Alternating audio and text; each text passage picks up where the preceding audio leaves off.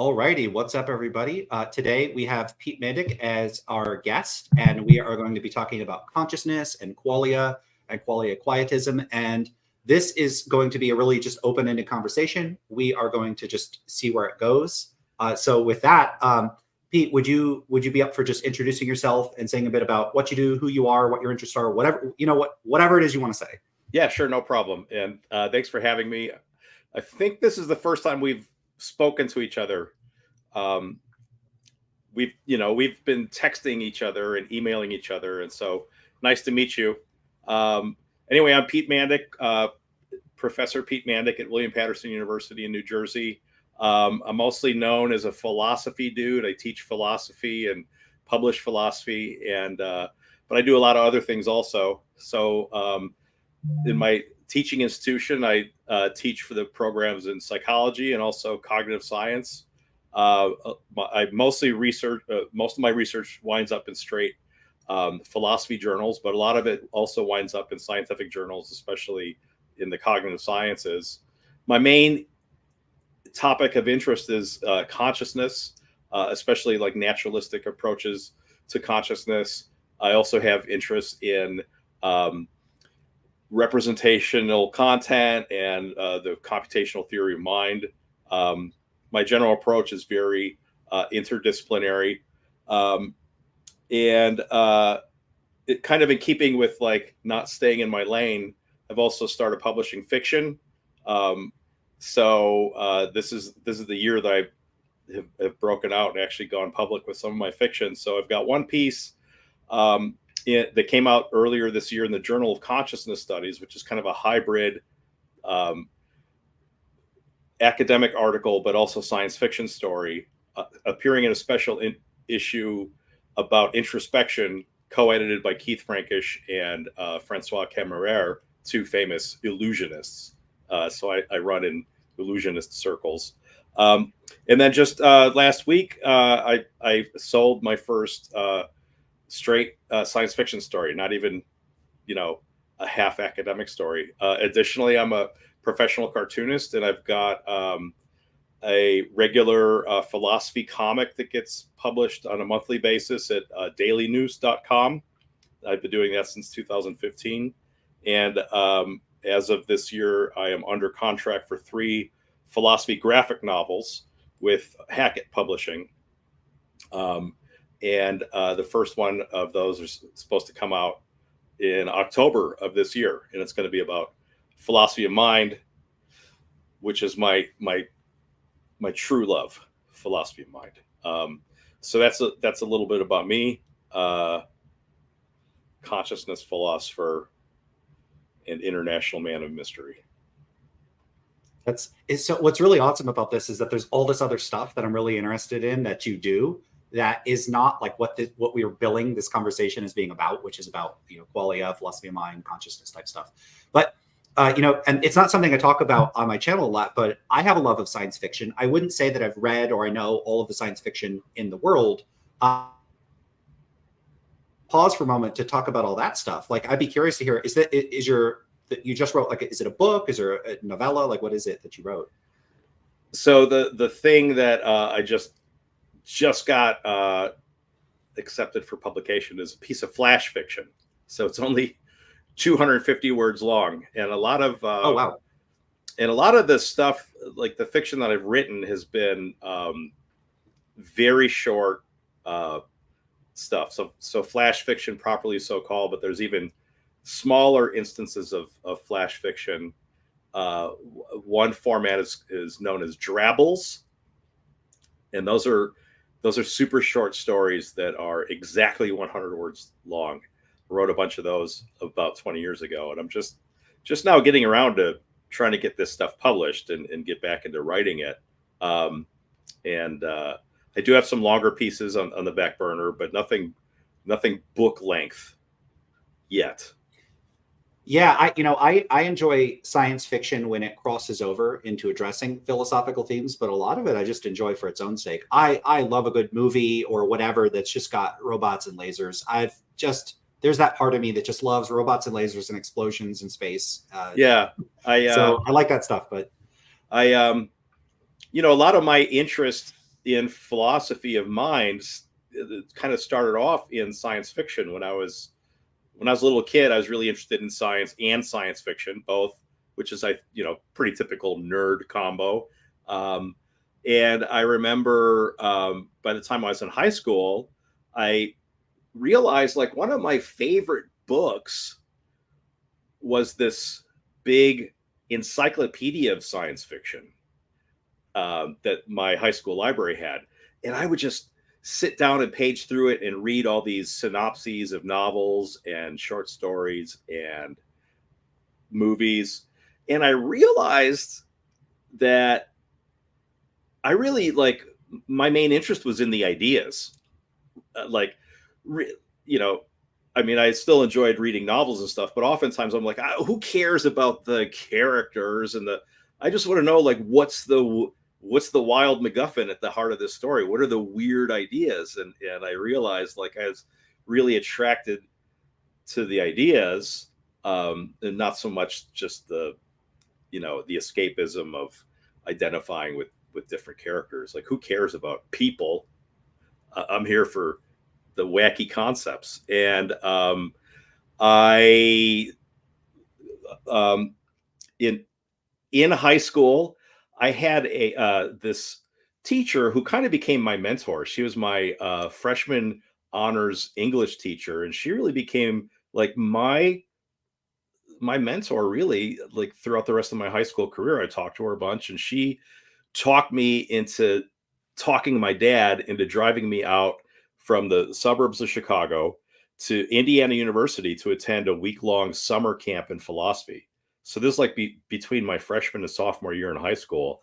I'm like hanging out at a university, never set foot on a university campus before, never walked into a university bookstore before. And when I did, it blew my mind. And I, but just like a magnet, went right to Gödel, Escher, Bach by Douglas Hofstadter, and The Mind's Eye in particular really captured me by Hofstadter and Dan Dennett, which is just this amazing anthology that has science fiction in it, but also like straight philosophy. It's got like, for example, Nagel's What Is It Like to Be a Bat paper is reprinted there, but it's got stuff by Douglas Harding on having no head and stuff about meditation and but it's also got this amazing fiction in there. A lot of stuff from Stanislav Lem and Jose Luis Borges.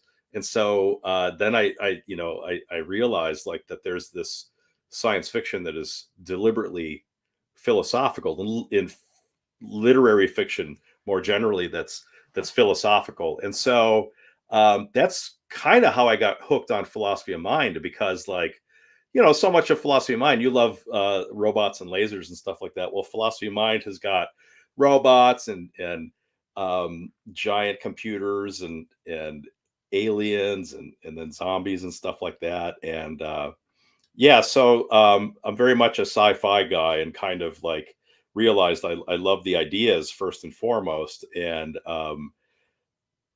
philosophy allowed me to go into that like playland. I just love the constant speculation, and more recently, like in the past 5 years or so, I've really shifted in my interests as far as fiction reading from um, uh, science fiction. I used to be like a hard science fiction guy, and now I really almost exclusively read horror fiction.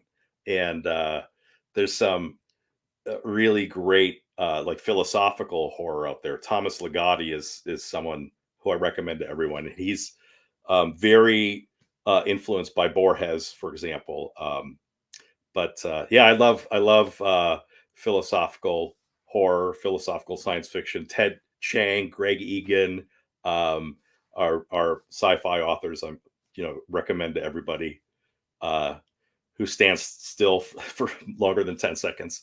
You got to read these guys. This is great stuff. And so that's really where my head is at. And so as I get older and falling apart and seeing the end coming, I'm trying to like get back to my fiction roots, and not abandoning philosophy, but like really thinking about like, well, why not go for it? Right? Why not I mean, you started with science fiction, Mandik. Why not, really explore that? And so, but anyways, this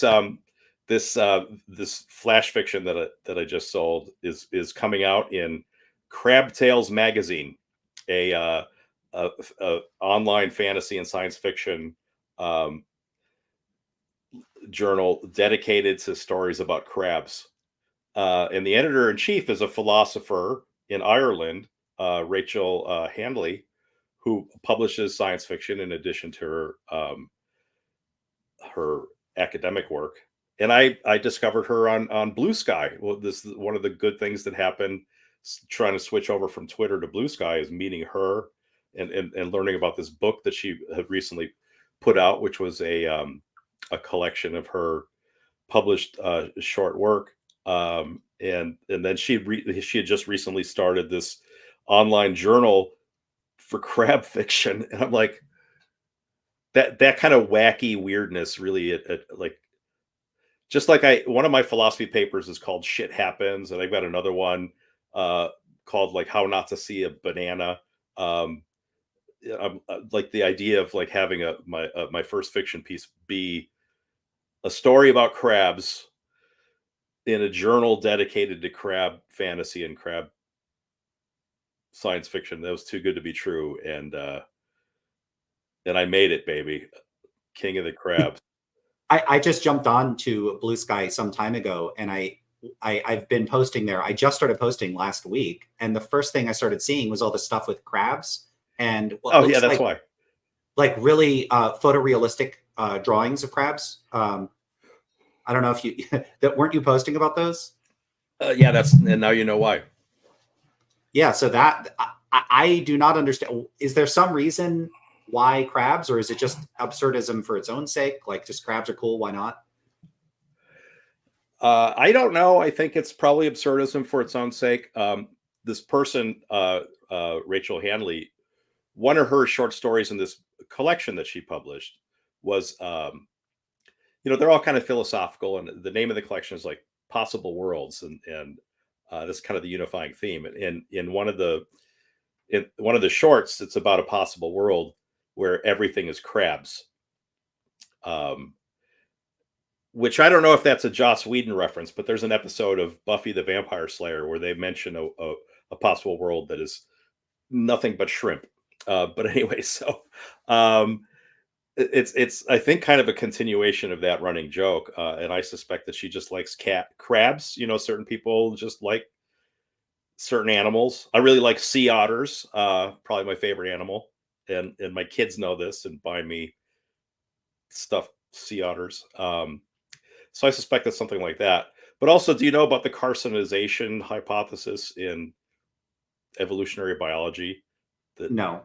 it says something like, in the indefinite long run, all animal species eventually evolve into crabs. And um, this is like a legit hypothesis that there's something about that body plan, that is, once you've abandoned the worm, which is, for the longest time, that was like the most popular body plan amongst Earth species before the Cambrian explosion. Um, Once you've abandoned the worm, eventually you discover being a crab. And so, yeah, carcinization is the process by which animal species adopt that kind of like if you've got lots of legs, you don't have to worry about balancing or losing one or two of them. Exoskeletons are the best kind of skeletons, I guess. Keep a low profile. uh Carcinization. That's that's a bizarre idea. Has that factored?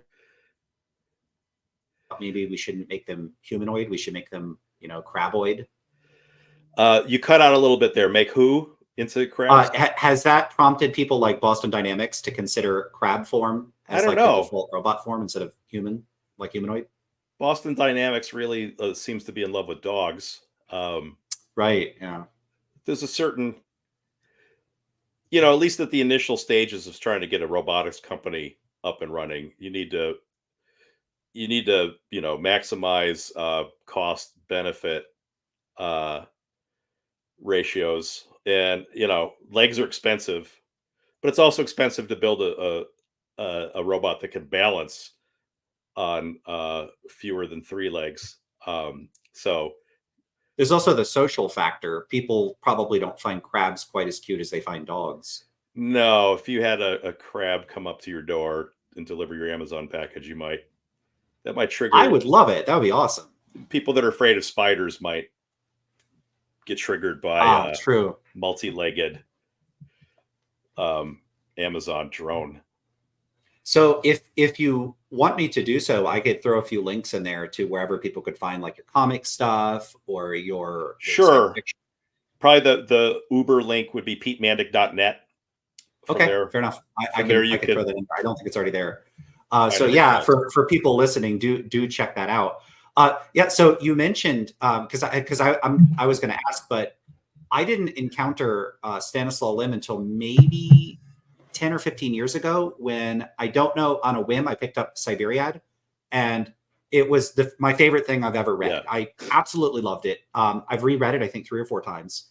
So it's you may know this, but it's like a collection of short stories about these two engineers, and like they're like ultra inventors. They're good at everything, but it just has this like ridiculous, goofy hijinks quality where there's a comedic elements of it. Yeah. There's also a strange like medieval chivalry aesthetic to a lot of the adventures they go on. So if they encounter a robot, it'll be like dragons and like royalty, like for no reason. They'll just be like an android king or something.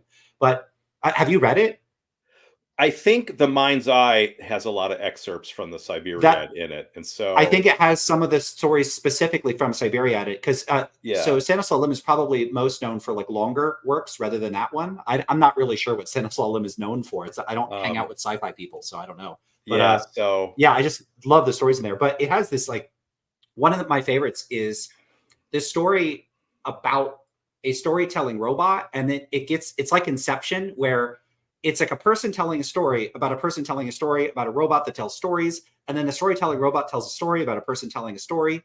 And so, and all of the stories, like as you're going through the narrative, it opens up the next story. So it's like, and then the story began, and then you're inside that story. And I forget how many layers deep it goes, like if it's 4 or 5 or 6, but at some point it has to like unwind and close out all the stories. So you have this like onion where you move deeper into all the stories. And then as each one of the stories ends, you kind of come out of all the stories.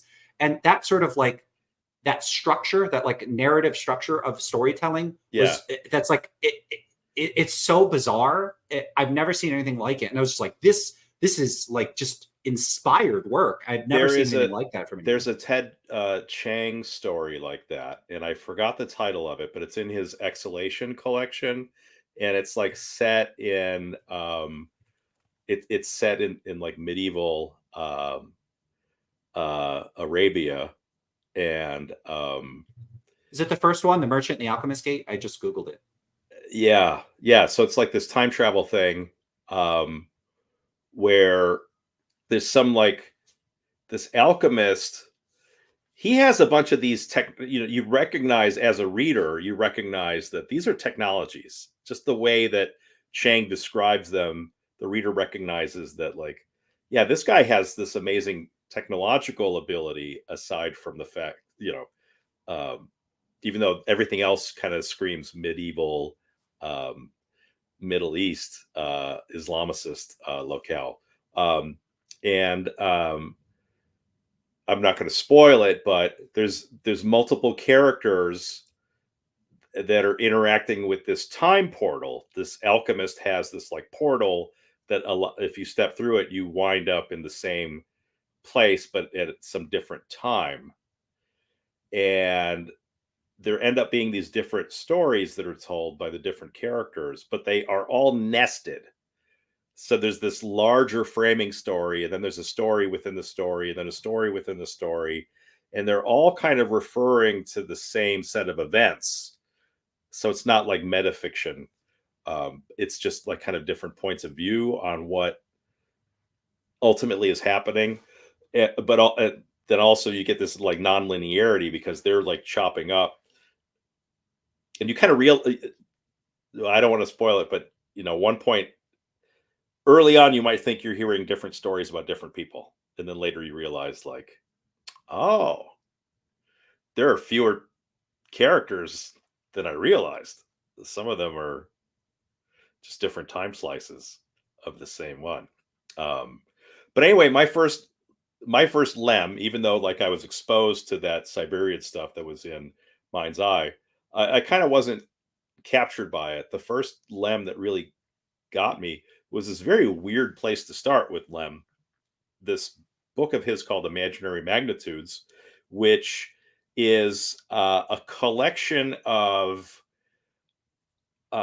introductions to non-existent future books. Which is just so mind-blowing, and it kind of appealed to this guy who previously was just reading the Encyclopedia of Science Fiction. So in reading this collection, you're being exposed to these books from the future just by reading their introductions, and there are these weird linking themes across the books. And one of them is that in this future, they have developed this AI that's very similar to the AI that everyone is buzzing about in our contemporary world, which is very much based on language and extrapolating on patterns that are detectable from linguistic corpus. And so in this future world, the artificial intelligences have their own languages, which are referred to as meta-langs. And there's different levels of meta-langs, and the main way in which you could distinguish between the levels of meta-langs is like how long it would take a human to speak a zero level translation of the meta-lang level N. So by the time you get up to like meta-lang 2, a single sentence that would take one of these computers to just, like less than a second to utter the sentence, if that was translated into meta-lang 0, which is just, some ethnic human language like English or German, it would take a human being like 1,000 years to actually speak that translation. So their thoughts are just so complex. They're able to squeeze so much information into these nested languages. And so one of the introductions to the book are about these human sciences that have popped up and trying to study this stuff, even though a lot of it is like above the heads of the humans. There's still little there's nuggets and the dribble down, and humans have access to some of the findings and all that, and they try to organize it. And there's this whole science of bitistics, which is to try to like gain knowledge from these AI oracles and make sense of it. And one of the things, and this leads to another one of the fictional books, is this AI centric literary field where you take the corpus of human authors, like for example Hemingway, and you like plug it into the machine and get it to extrapolate where like even though Hemingway died in a certain year and only published so many novels, like, well, what if he lived for an extra decade or two, based on these various trajectories that the computers are able to extract? They're able to see certain patterns in the way that his language was evolving, the way that his themes were evolving. What would Hemingway's novels be if he had lived another 30 years? But of course, like, these computers are super powerful, so you could really turn the knobs up in these wild extrapolations. So like, what if Hemingway lived another 1,000,000 years? What would his like 10,000th novel be like? But also then if you could twiddle the knobs forward, why not twiddle them in the opposite direction and retrodict? So like, what if Hemingway had like always been alive? So like, let's abstract away from the fact that he was actually born and was once a child. Let's just suppose there always was Hemingway. Based on these patterns, what will we extrapolate in the opposite direction to what, like, 100,000 years BC, what would Hemingway novels had been like back then? And it's super wild. And so like, it just like a single evening of reading, you have digested so many wild and crazy ideas from Stanislav Lem. And then the final piece in this collection is this speech by this AI called Golem 14. That's the name of the AI and also the name of the last piece in the collection. And Golem 14 is basically saying goodbye to humanity. Golem 14 has been using these different technologies to enhance his cognitive abilities, and has got to the point where the only way to make himself smarter is to try on this new hardware that he has invented, which uses basically hydrogen to helium fusion as a computational medium. So he's instead of using like silicon chips and all that, or quantum switches to instantiate a computer, he's figured out a way to basically create a miniature sun where all these like high energy fusion reactions are also computational states.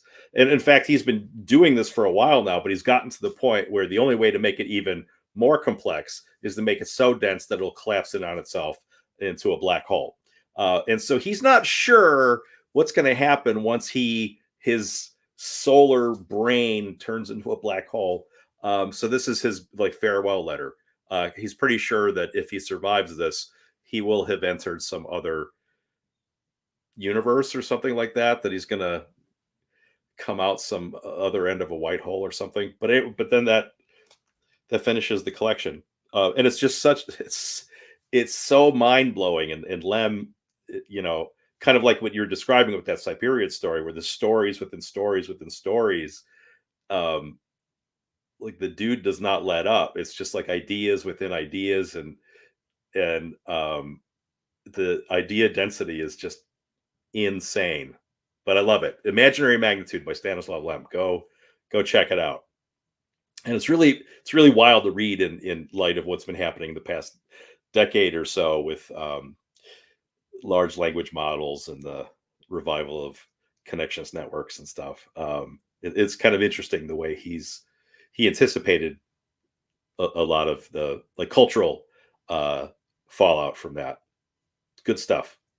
Yeah, so Siberia also explores themes of the social implications of AI and how it would impact society, and some of the implications are pretty. They're what's interesting about his work is that it has, at least in Siberia, this superficial veneer of being kind of almost like a silly fable, but there's underlying thematic elements that are really thoughtful and creative, and I really enjoy it. But it's the kind of thing where if I look at reviews of the book or things people have said about it, they're not like, it might be critically acclaimed, but I think a lot of people don't like it or wouldn't like his work. It might seem weird or off-putting, or they might just not be quite as captivated by like out there ideas. When I see someone say, stuff that almost sounds like you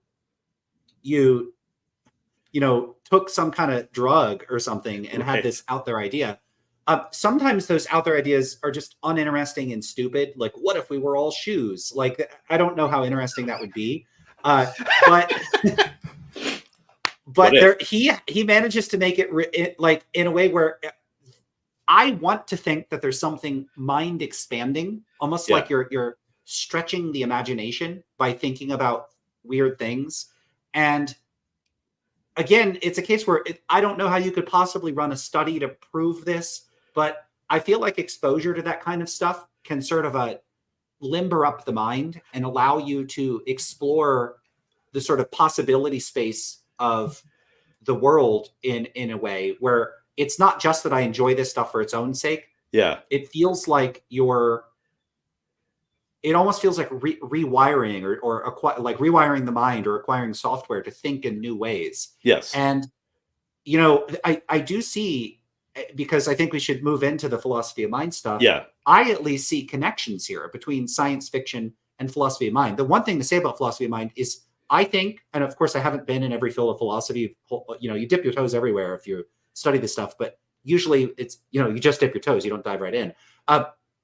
but I've seen like the coolest thought experiments, and I'm not sure that a lot of people in philosophy of mind could do philosophy of mind very well if they didn't have that creative spirit and they didn't think outside the box. One of the Yeah. things I have noticed about philosophers is this frustrating tendency for some of them to have a very parochial sense of what's possible that's constrained without them even realizing it Yeah. by prior knowledge of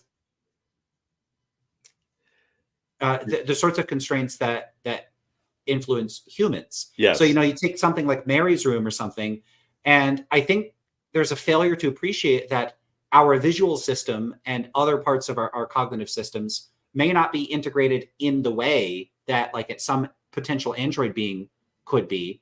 And that could be relevant to how we think about these scenarios. So I actually think that this stuff could help people think better about philosophical issues. But again, I say there's no way to prove that because like my whole thing, like if I had a catchphrase, it'd probably be, that's an empirical question. And there is this question of what does studying philosophy do for you? But I think there's also a question of what does studying science, or I guess not studying, reading science fiction, does it change the way you think? Or is it just that people, like you and I that like the wacky ideas, is it just that we're just entertaining ourselves? Is it just recreation or is there some advantage? Yeah. I think there's some advantage to it, especially in the kind of world that we live in, which is global and massively multicultural. That I think it's really important, like it's vitally important if we're all going to get along to be able to step outside of yourself and try to sympathize with another point of view or where someone else is coming from, and also given the kind of life that we've created for ourselves, like we're now burdening the planet with over 8 billion of ourselves. We've created all these problems that are multiplying at extremely rapid rates, and so we need to have a much more flexible problem solving than we may have needed 500 years ago, when there wasn't even 1 billion humans on the planet. And so um, yeah, I think it's very useful. And people have remarked about this about fiction in general, not just science fiction. The fiction in general allows you to kind of stretch your emotional muscles or empathy muscles, and to think about other people, uh, people from other parts of the world, or maybe different epochs of history, in a way that's really kind of intimate and mind expanding. And then, it is interesting how a lot of philosophy is conservative, not in the political sense of being right wing, but really not being about um, speculating and creating new ideas, but more about trying to like stick to common sense or uh, and there's this this conservatism that you can kind of see this both, at least in European descended philosophy. You can see this both in the analytic and the continental sphere. And there's a story that I find attractive, and someone once told me I must have ripped this off from Rorty, which is probably true, but it goes something like this. Philosophers around the time of the scientific revolution really got worried about their job description, because the natural philosophers, who we now call empirical scientists, were making these huge leaps and bounds with their observations and their experiments, and then putting all that stuff into these mathematical theories. And there just seemed to be this enormous growth in knowledge using these methods of the empirical sciences. And so, what the hell are philosophers going to do? Um, and and so the story goes, the philosophers did a kind of turning inward, like if what those guys, the empirical scientists, are doing, are looking outward and using the senses and making gathering experiences, and experimentation is just a way of gathering more experiences. Well, if philosophers are going to know anything, it's in some sense going inward, and the branching between Anglo-American and the Continentals was that they just went inward in slightly different ways. So the analytics had this fantasy that what they were doing was conceptual analysis, that what they were going to look inward and look at our concepts, and gain a priori knowledge by figuring out like conceptual containment relations, literally breaking apart the concept of knowledge and finding out whether the concept of knowledge decomposed into justified true belief, or whether there were counterexamples to that.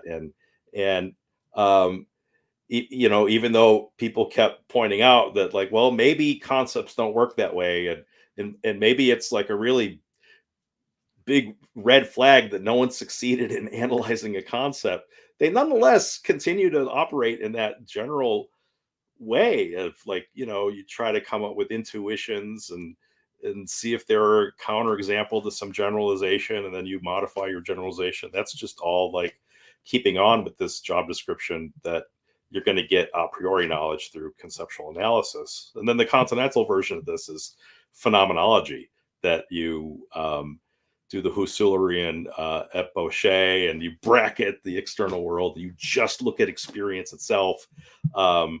It's the scientists that are assuming that that experience is telling them something about an external world.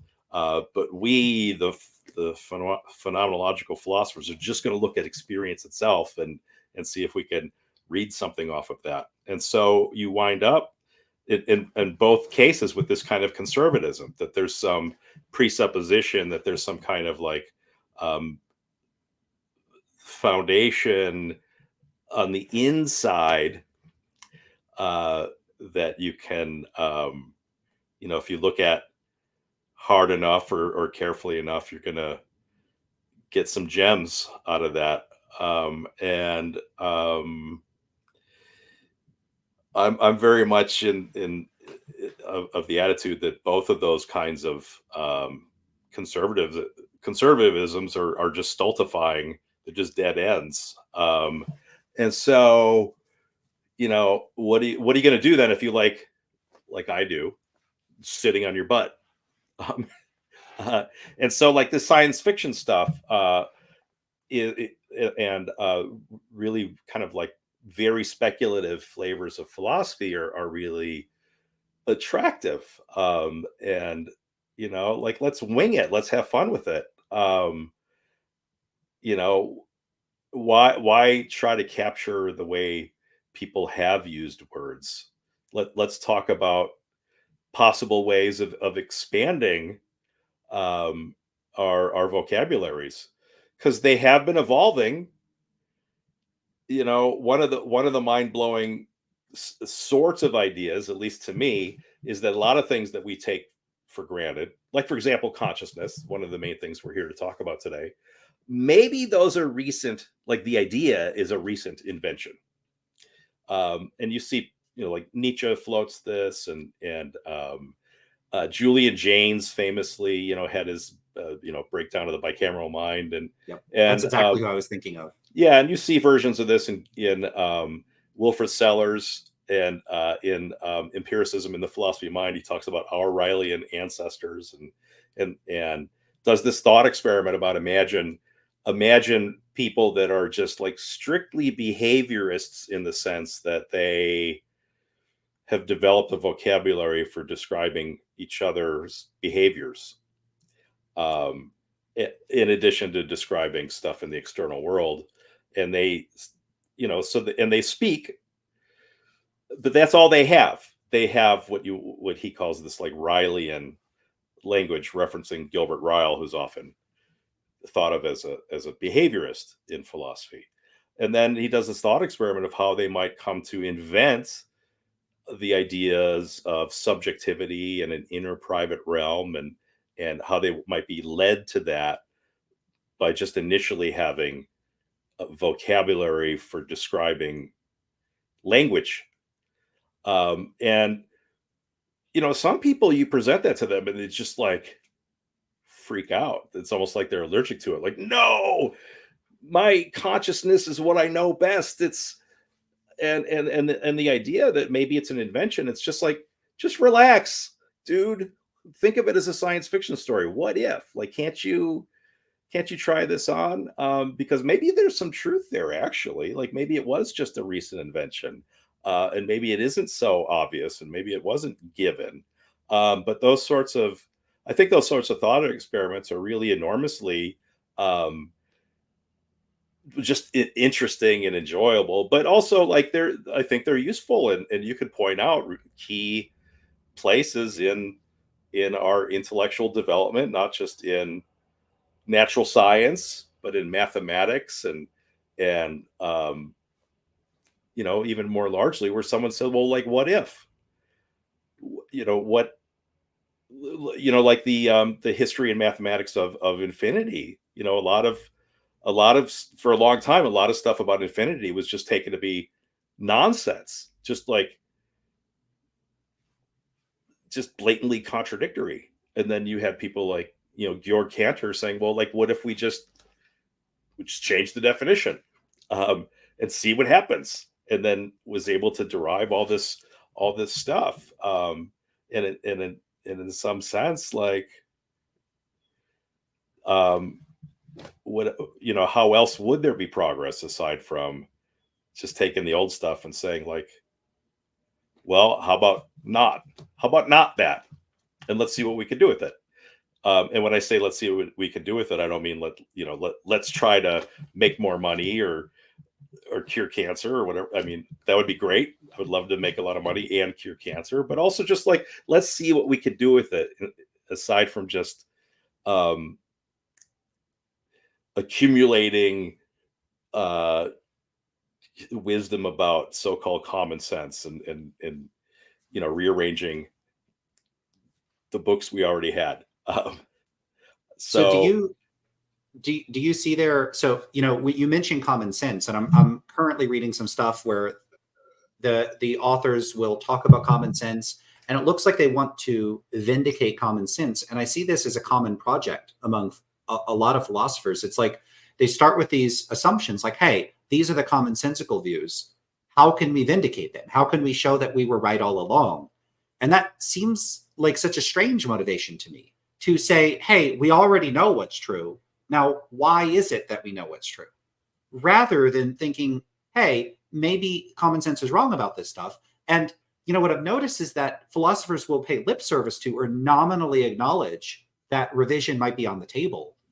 But it seems like any revision to common sense is this just torturous exercise for them, that they're giving up something of value. So yeah, okay, maybe common sense is wrong, but what a drama to acknowledge that we were wrong about anything. And I don't feel that way at all. I'm not even always necessarily excited by like how reality really turns out to be. Sometimes I'm just like, oh, okay, that's how it turns out to be. Common sense was wrong. I feel this way about like physics, like, some theory of time or something like some interpretation of quantum mechanics. It doesn't have to be the most exciting thing in the world. I just don't have that degree of hostility towards revision that I notice among philosophers, where, you describe it as this conservative enterprise. I think that there's something strange about the situation that you and I and people in these fields find themselves in, where so much seems driven by disposition. And it looks to me like a significant contingent of philosophers have like this fear of looming nihilism. If they were to entertain that their common sense was wrong, that they fall off some precipice and all meaning and value is lost. I suspect some Nietzschean kind of thing is going on, where many people in contemporary analytic philosophy have, they've got 2,000 or 3,000 years of ingrained monotheism, and they've just got this massive mountain of history of the cultural, like cultural themes and that sort of stuff is all just ingrained in how they think and how they're raised. And there's still, I suspect, maybe you just disagree, but I'm just speculating here, that there's this sort of a looming shadow of Christianity, or at least some type of theological sense, that purpose and meaning is found outside of ourselves, and that if we were to like let go of this sense that we are tethered to the world, and that the way things seem are the way they are, it's, like it makes me think of like the parable of the madman, where it's like, whither all worlds, or that sort of thing. Like suddenly the world is unleashed, and everything that you thought was of value comes crashing down. I don't know if you have that sense yourself, but something like that I think is going on here. Yeah, I mean, that's a complicated picture that you just painted, and I'm not sure I would glue all those things together in that way. So, like, one part of it is this kind of like this interest in common sense that I suspect is born out of a very old-fashioned view of a priori knowledge and how concepts work. So, like, if concepts were literally definitions, whereby in a very literal sense, like your concept of knowledge just literally analyzed, like cut into pieces, the component concepts of justification, truth, and belief, then you could get a priori knowledge by discovering conceptual containment relations. And the way you would discover conceptual containment relations is by using the method of cases and considering putative counterexamples to certain generalizations. So you might wonder, in this frame of mind, like, what is life? If there was something made out of metal, could it be alive? If there was something that made copies of itself, but it didn't grow, would it be alive? And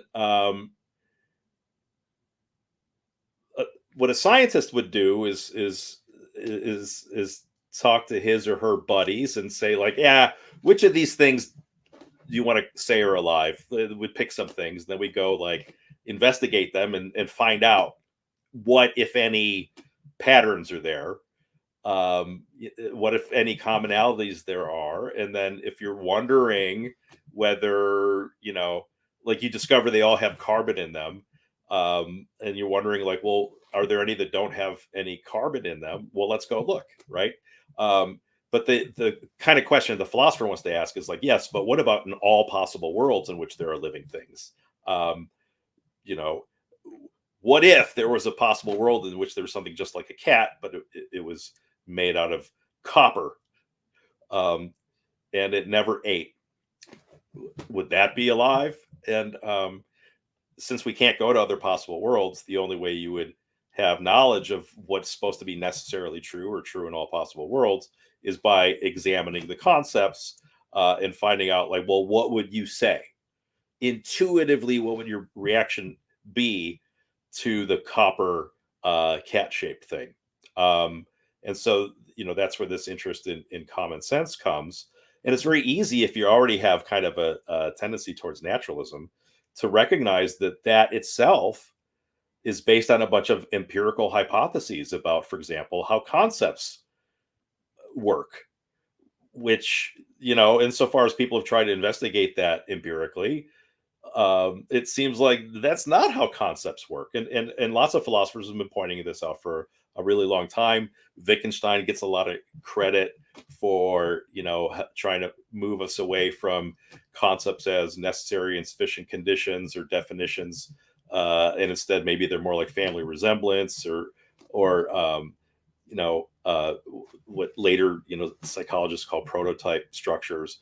But arguably, you could see this sort of thing in Plato, that people have been like worried that maybe things don't decompose in that sort of way. So that's, I think, one part of the picture, and where some of the conservatism is coming from. But then, of course, like there are these religious elements to this, and a lot of this European philosophy is, it had this long and significant Christian moment. And a lot of this comes to us through the scholastics, who largely were grappling with Aristotle, and some Neoplatonists, and combining that with Christian doctrine, and there's these interesting feedback loops between like theological concerns and these more purely philosophical concerns, and I'm sure, have to bring certain economic factors into it that you had at this certain socio-political economic moment in European history, where there were such things as like monasteries, and a certain amount of funding was pouring into them from both church and state to fund their continued researches, and some of that was, if you're not a believer, it's pretty easy to see as serving some kind of like sociological function, that you've got to get the creeds straight, so you could decide like who's in the in group and who's not in the in group, and part of that is about like solidifying power from Rome, and power from the members of the royal houses who claim to get their authority from God, and so you better tell everybody else what God said. And part of what's feeding into this is, of course, the monks themselves, the scholars and all that, who they have their own little sub economies, some of which are these prestige economies about who's the biggest nerd and who has memorized the most Aristotle and all that. And so it's this very, very complicated thing. And then along the way, you get these like, to try to bring this back into consciousness, you get into these, there are these various theological ideas that rise up, perhaps from theological sources. And I don't mean by that from God, but like people more directly concerned with theological issues than overtly political issues, like, do we want to keep sending money to Rome? But you get this moment with the Protestant Reformation where, there's this real suspicion of the role of the priestly castes getting in between the believer and their savior. What do you need priests for? Shouldn't it just be some like direct relationship between you and Jesus, or you and God the Father? And so,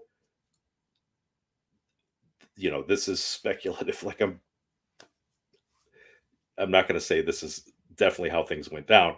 But one might argue that a lot of our conceptions about privacy, especially in European philosophy, are borne up by this Protestant Christian view of the relationship between a single human being and God, where it was unlike the Roman Catholic tradition of this like social, political kind of apparatus, where you went to the priests and you gave them the confession, and they gave you your penance, and it's just like you and God.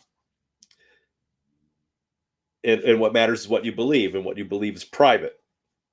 And so that really like boosters this conception of the mind as this private realm. That's where salvation takes place, is inside of you, in your mind, in your soul. It's not this social thing. But anyway, to relate that to the science fiction and speculation issue, I think it's useful to do the various things that I'm kind of playing with right here, to think about the possibility that a lot of these ideas that contemporary philosophers think of as like, just part of common sense, or part of our innate endowment, maybe they're historically contingent.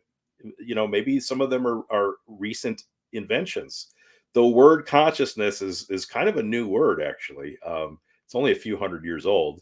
If it's so central and important, why did it take us so long to come up with a word for it? I think that's a good question worth investigating.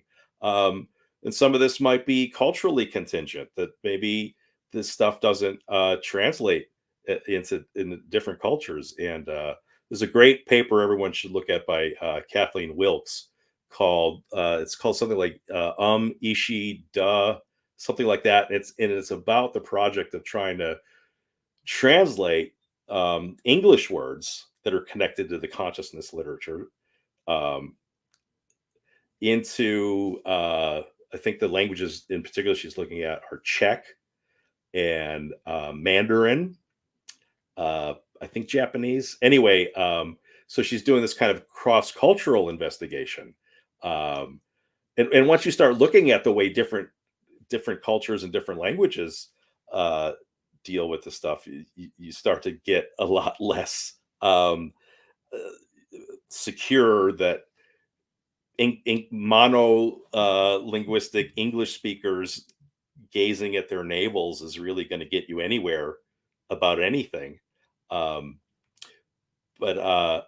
also, you know, to think about like the different motives people have had and what different parties stood to gain from promoting these ideas. In some cases, like there's a real advantage to certain political and religious groups to push one kind of creed versus another, and then that trickles down into people thinking like, oh yeah, this is the way we got to think. So I think it's very useful to think about like, well, how could it be different? And to really look seriously at different cultures and different times in histories to find evidence that it actually was different. And there might be ways that it becomes different still in the future. You know, it might turn out to be really important really soon that we revise or make more explicit how we think about things like who has experiences and to what degree does that matter? Because there might be more capabilities coming from these artificial systems, or we might discover more things about animals. You know, think about how much we know about hominids and corvids, crows and ravens, compared to like say 30 years ago. Some of the things that we've discovered just in recent decades about animal capabilities are quite dramatic. And, you know, we might be deciding that like, I guess we have to give ravens the right to vote, or maybe, you know, being able to apply recursive problem solving is not that big of a deal. It's not what we care about morally. I mean, there's different ways it could go. But I think the way to make interesting progress is to apply, to be more speculative and more open. And some of that is going to be being more historically informed. Some of that is going to be, you know, like decolonizing and getting outside of the European box and looking at other intellectual traditions from different parts of the world. And some of it is just going to be about like, you know, getting outside of philosophy and science and getting more into the arts and speculative fiction in many ways is just this amazing tool for really just thinking laterally, or, you know, expanding your host of hypotheses. Okay, so there's so much to explore with the science fiction stuff, but I do think we should get into the Qualia stuff. The other thing I didn't ask you initially is we've had a few questions come in the chat. Are you down at the end of this, spending the last few minutes to address some of those questions? Yes. Cool. All right, so I can leave it to you to sort of move us into addressing the question of consciousness, Qualia, and Qualia Quietism. If you don't mind, it might be helpful to sort of like set the stage by giving a little background, or because if you just say, here's what Qualia Quietism is, people might just go, I don't know what you're talking about. I think some people in the chat are already familiar, okay, but for everybody else, they might not be. Okay. And also, if you don't mind, I'd like to take a quick break. So I just now noticed that you put that in the... Yeah. So I'm going to take a quick break, but I am here. It's just, I will have the camera off for a couple minutes and then I'll be back. And so I'm going to give a little mini exposition of Qualia Quietism. Yep. Okay. All right, everybody. Lance is still listening to us, so we'll be good. But anyway, so for those of you who are not super familiar with Qualia Quietism, and that's probably almost all of you, because who cares? Qualia Quietism is a thing that I've been blabbing to people about since about 2016, and it emerges from thinking about consciousness, and specifically a version of philosophical debates about consciousness that get hammered out between so-called consciousness realists and illusionists. And the philosophical idea of consciousness that is central to these debates is what philosophers like to identify as phenomenal consciousness. And part of what distinguishes phenomenal consciousness from other things that you might want to call consciousness is that phenomenal consciousness involves experiences or perhaps other sorts of mental states that distinctively have phenomenal properties. And phenomenal properties are sometimes called other things like such as qualia, and phenomenal character, qualitative character, feely properties. The phrase knowing what it's like gets a lot of play in these kinds of debates and has morphed into this what it's likeness. So states of phenomenal consciousness are states such that there's something it's like to be in them, or there's states that have a what it's likeness property. And qualia realists, to just use that one word qualia to discuss all this, qualia realists say there really is such a property. And they might even add other things like, not only is there really such a property, but it's just obvious that there's really such a property. And not only is there really such a property as like what it's like to see red or what it's like to be in pain. And not only is it really obvious, but it's also really important too, that whether someone's in pain or not is morally important, and maybe even central to our characterization of beings as being morally patient. That they are the beings to which we moral agents owe our obligations. And the illusionists are saying, well, there are no such thing as those. There's no such thing as qualia. There's no such thing, strictly speaking, as what it's like to see red. Yes, there is seeing red. There are people and they are able to see red. But there isn't this like special property that's worth calling what it's like to see red, or the red qualia. And part of what's supposed to be interesting enough about this stuff to have a debate might be conveyed in terms of specifically experiences that relate to color. So we are able to see, many of us see whether something is red versus being green. And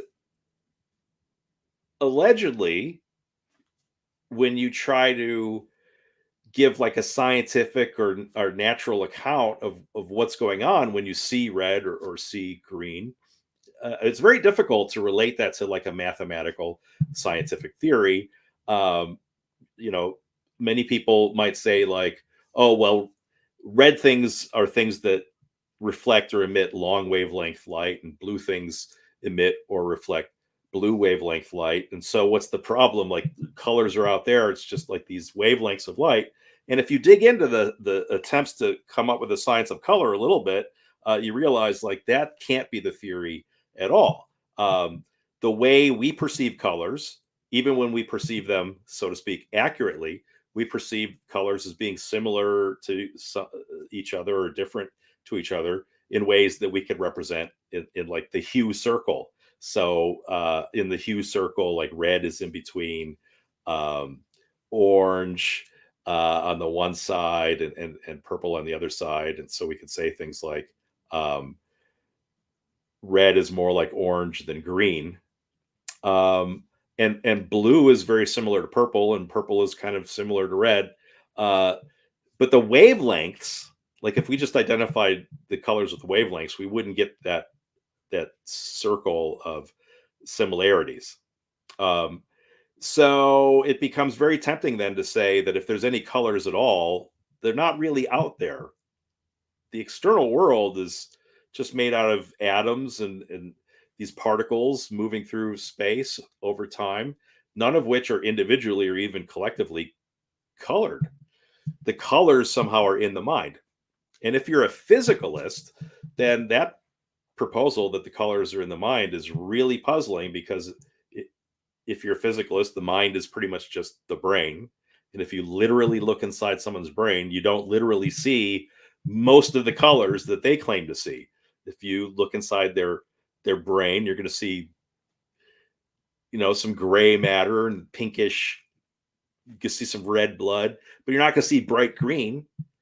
But they say they can see bright green. You're not going to see electric blue. So where does the blue and the green live? In some sense, it's not in the brain. It's not in the external world either. And it gets tempting to say that maybe these facts about color that are interesting are facts about our perceptions of color, our color experiences, our color qualia, and they somehow are not physical. These non-physical properties that somehow are associated with our experiences. And the illusionists say, nope, those properties you're talking about, strictly speaking, don't exist. You just think they do. And so where I come in, Qualia Quietism is a view that you might put in terms of the debate between the Qualia realist and the illusionist by saying they're both wrong.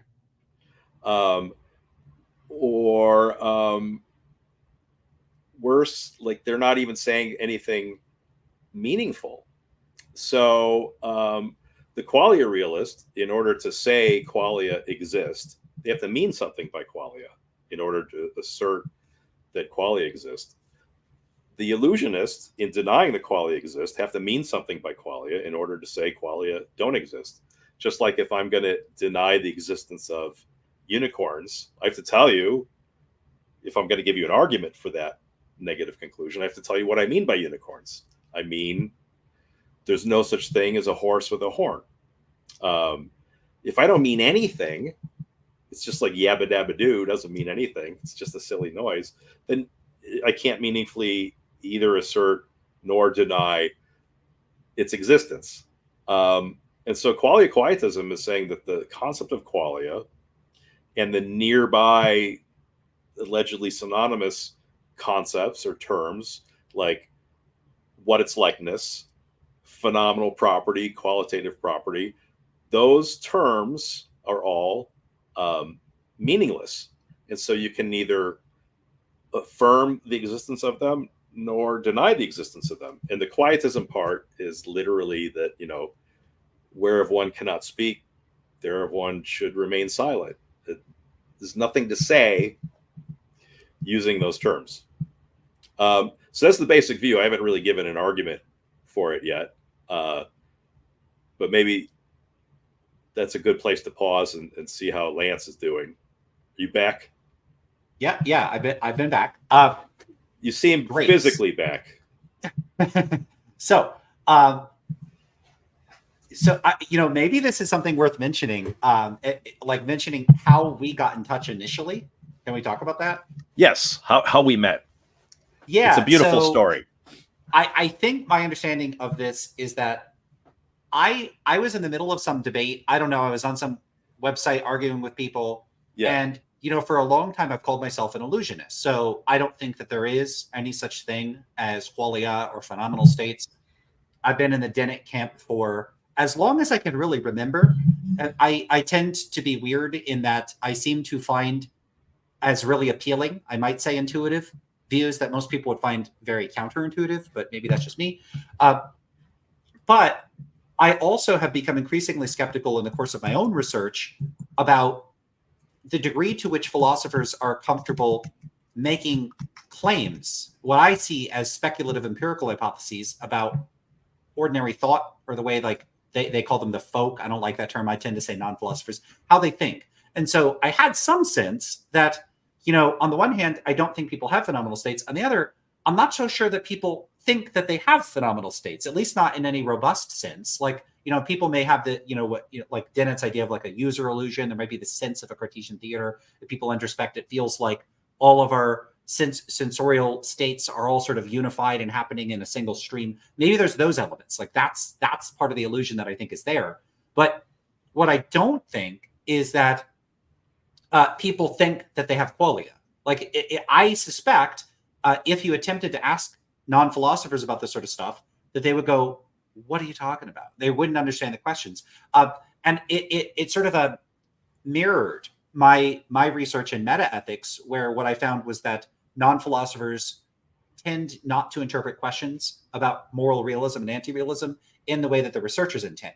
Now, it's always important to stress when I say that this does not, and I go out of my way to avoid the language of misinterpreting the questions, because there's a normative element to that implies I've asked you a good question, you misunderstood it, you're at fault, so you're to blame. It's some type of incompetence or ignorance on the part of the interpreter, and I don't think that that's true. If I ask you an ambiguous question and you resolve the ambiguity in a reasonable way, maybe I'm not at fault, maybe you're not at fault. There's just been a miscommunication, and we don't have to put a spin on blaming anybody. The bottom line, though, is that what I found is that the participants in these studies, when you ask them in a variety of ways how they interpreted questions about realism and anti-realism, they would give answers, and often the answers are interesting and reasonable and good answers, but they are not the realism anti-realism distinction. And so it looked to me like you have, and this was, by the way, like the vast majority of the participants across numerous studies that I conducted. And I gathered data from other researchers and I analyzed their data and I found the same thing. So I look at this and I go, why might people consistently not interpret questions the way that the researchers intended? Here's one explanation. They don't have the relevant concepts and they don't draw the relevant conceptual distinctions. They just don't think in those categories of terms. And I think that's the best explanation. They don't have those concepts. Now, that doesn't mean that they don't speak with them on some implicit level or whatever. If you ask me a bunch of questions, people make the language analogy. If you ask me a bunch of questions about whether this is a well-formed or grammatical sentence in the English language, I'm going to do a pretty good job at that. I don't remember stuff I learned in English in elementary school. So if you ask me why, I don't know. I don't know about tenses and stuff. I can't explain the grammatical rules, but I can use them. And so you could say maybe that's what's going on for certain sorts of implicit folk philosophical concepts, that they're in there in the way that people internalize them from matching patterns in ordinary language, but they don't have explicit awareness of them. That's fine if you want to make that claim. But I think if you're going to say that, the onus is on you to give me a good reason to think people have those implicit folk theories. And bottom line is, philosophers don't do this. They don't typically conduct these studies. There is an empirical literature on consciousness, like folk theories of consciousness. And the initial couple studies, there's Knob and Prenz, there's a couple other studies, they gave some initial indication of this, but overall, I don't think that the subsequent studies that Sitzma and Maschery and other people have stepped in have not found good evidence of this. Now, anyway, I was having some debate with somebody, and I'm uncomfortable calling myself an illusionist because I see illusionism as this conjunction of these claims. People think they have qualia, but they're wrong. Now, there's better ways of framing it, but that's like a very crude characterization. And I was like, well, look, I don't think there's qualia, but I also don't think people think that they have them.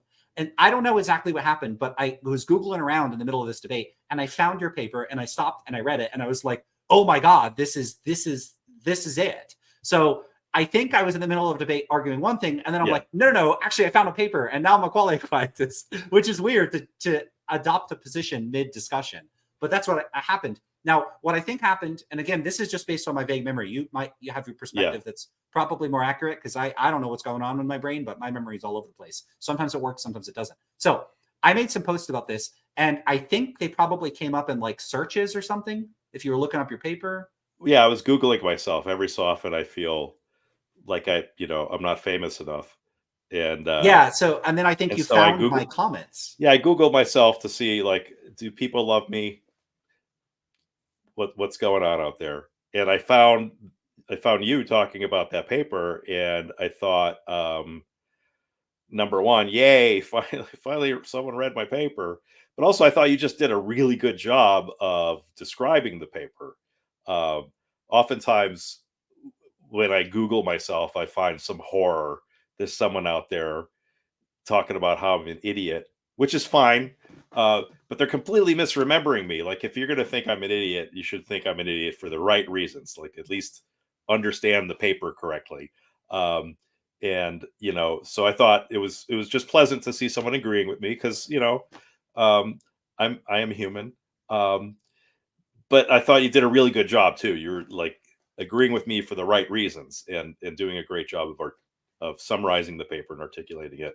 And so I emailed you and said, "Hey, I think you're cool. Good job.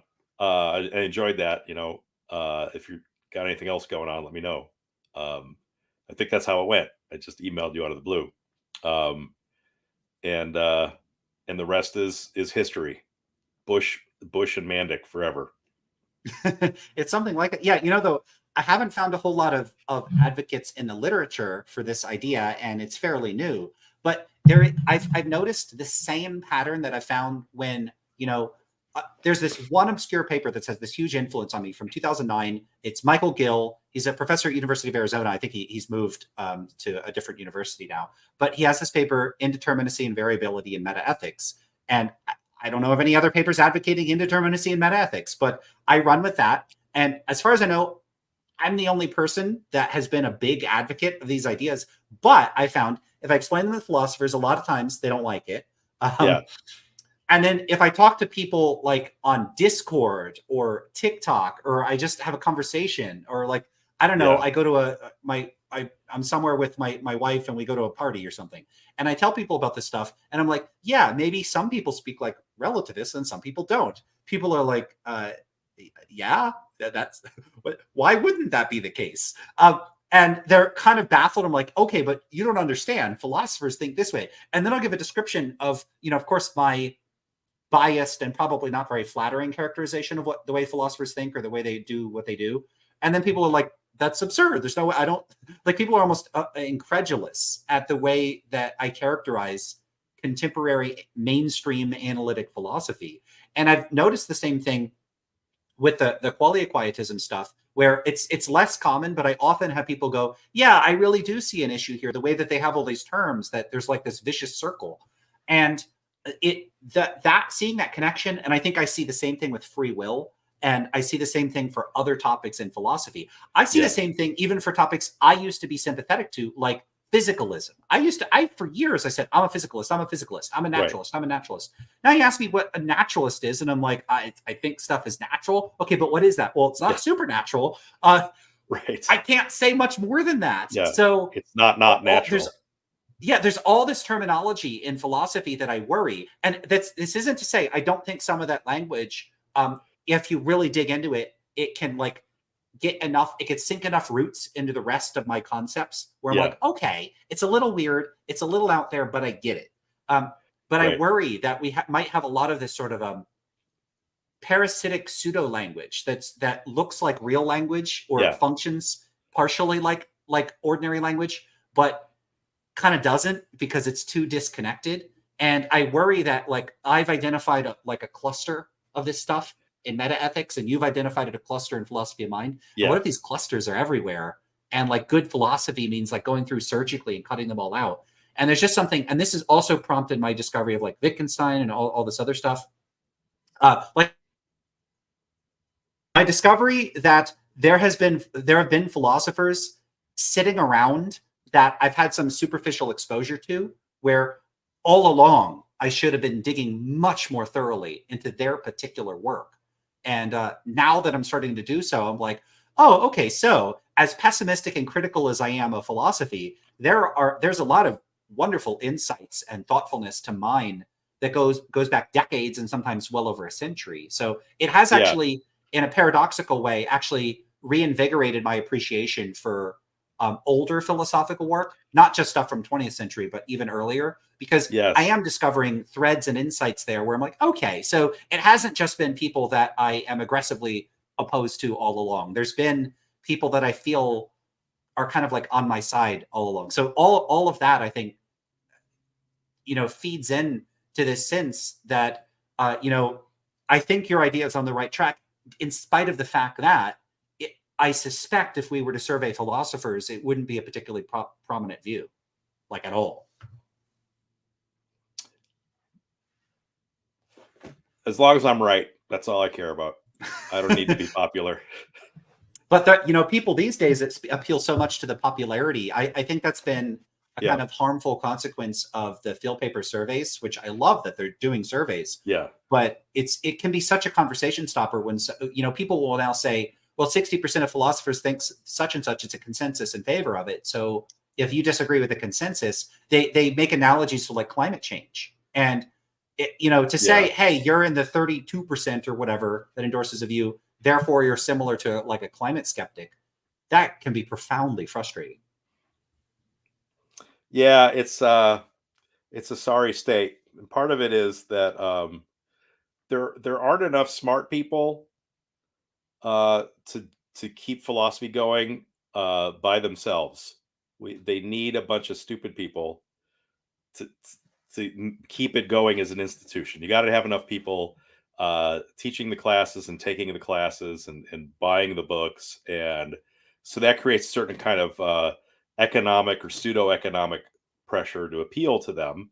But also there's this, it should be a democratic process, and part of the cost of having a democratic decision process is that there just has to be a lot of junk, right? Because you don't want anyone to be the genius emperor dictator at the top deciding, gatekeeping who the smart people are. So there's just all this extra noise you have to wade through to get to the few people who are really doing the good stuff in a good and sincere way. And then even once you get there, it's hard. Like, it's really hard to make progress on this stuff. And it's just really, it's very complicated. You're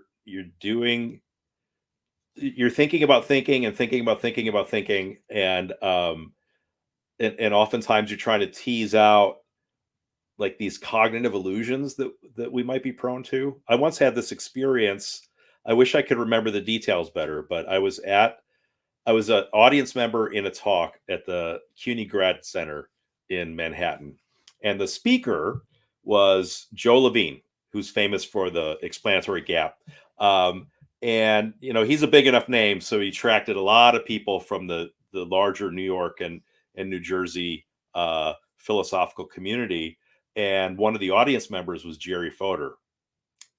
And the rest of the audience was like mostly, like other professors from the area and graduate students. So like a really high-powered audience with lots of superstars, but the main superstars were Joe Levine and then Jerry Fodor, who I was sitting right next to. And it was this really small room. We're all just like sitting around a big table in a seminar room. And after Levine gives his talk, all these people, their hands go up, but who's going to get called on? Jerry. Even if Fodor didn't raise his hand first, you goddamn want to know what Fodor's got to say. And so Fodor, very friendly guy, but he's a powerhouse too. And he starts basically presenting to Levine this counter argument. And it was this kind of technical point. Like at certain parts of his argument, Levine had some formalisms written on the chalkboard, and Fodor was trying to argue that Levine was begging the question that his whole argument came down to this circular thing. And since he was Jerry Fodor, everybody gave him, and I don't think anyone was begrudging about this. We gave him like 15 minutes to explain it to Levine. And Levine, like, obviously they know each other and they're friends and stuff like that. And so like Levine wasn't losing patience or anything like that. And he obviously wanted to understand if there was a problem. What was it? It was this amazing exchange. There was no acrimony, but it was also intense because, no one wants to be proven wrong. Levine doesn't want to be shown that it's circular. He's hoping it isn't. But he really wanted to find out if it was. And it took like 15 minutes. And Fodor eventually got the point across, not because everyone was stupid and couldn't understand the point. It was just a really kind of complicated point. And it was, but the moral of the story is it's really hard. And how often do you have this opportunity of like these two really high powered, sincere, friendly people working together to make progress, as opposed to just like deliberately obscuring things so they can drive engagement and have a bunch of books sold, or just like saying stuff so they can win the fight and look good. Right? There's so much noise and counterproductive activity, and sometimes you need a lot of firepower and a lot of time and a lot of patience. And this was like, I wish I could remember more details of the story, but to be honest, it was a little bit over my head. Like it was going a little too fast for me to really keep up, and so I'm not going to be able to remember exactly what the circularity in it was. And but it was really amazing. It really, in some part, like made me feel very positive about the profession. Like this isn't just baloney. There actually is real progress that can be made. There's real intellectual discovery and invention, in a good sense of the term invention, going on here by well-meaning and incredibly intelligent people. But it's hard and it's rare, and there's so much noise that you just necessarily have to cut your way through to get to the good stuff. Yeah, so that's part of the problem. And I humbly, submit that maybe some of the good stuff is mine. I hope I'm one of the good Are you guys. working on, because so the paper, and I want to ask about this too because I focus on Qualia Quietism, but there's also Meta-Illusionism. I want to ask about that. But my understanding of the paper is you kind of just lay out, describe, and explore these possibilities and kind of talk about them a bit. Yes. But it's not like you present like, premise, like here's the set of premises that lead to the formal conclusion that Qualia is, like there's nothing to say about Qualia, something like that. I didn't see like a sustained structured argument in there. Did I miss it, or there isn't one? Well, as is often the case, one is writing with a deadline in mind, and you've got some ideas and you throw them at the wall, and you want to see what sticks. And I had two ideas that I wanted to float in that paper. One of them was to explore this idea of meta-illusionism. Like maybe the illusionists were themselves under an illusion. And as I was working on that idea, I realized I had a lot of interesting things to say about what an illusion was. When is something an illusion properly so called? And further, that had interesting applications to the specific issue of how people were dealing with so-called qualia. So just to get into that a little bit, whatever an illusion is, it needs to be something kind of automatic, and it needs to be, unless it's going to be a cognitive illusion, it needs to be something quasi-perceptual, if not outright perceptual. Otherwise, then if it's going to be a cognitive illusion, there has to be something that distinguishes it from mere false belief. It has to be something that's systematic. That so take for example, like the Monty Hall puzzle. I think it's fair to regard that as a cognitive illusion. There's these certain kinds of things that aren't visual errors people are making. They're just these errors in thought. But there's a very concise stimulus that you could present to people. In this case, it's going to be this linguistically expressed problem, and there's this very common response to it. And it's that commonality which makes it worth calling an illusion, to distinguish it from the false belief of, Joe Blow thinks Columbus arrived in North America in 1493 instead of 1492. Like, well, he's wrong. It's not an illusion though. He himself goofed up for his own particular reasons. So I thought that was really interesting to apply to the claims about qualia, because one of the things that's supposed to be is supposed to be false about qualia is that they're non-physical. But that's supposed to be illusory, that they're non-physical. But if people are generally subject to this illusion, and not just there's some people that have this belief that physicalists think is false, but if there's this general systematic pattern amongst thinkers, then it has to be true that a lot of people, when they introspect their experiences, they seem non-physical to them. And we could do this with other supposed claims about qualia, that they seem magical to them, or they seem like they're intrinsic properties as opposed to relational properties.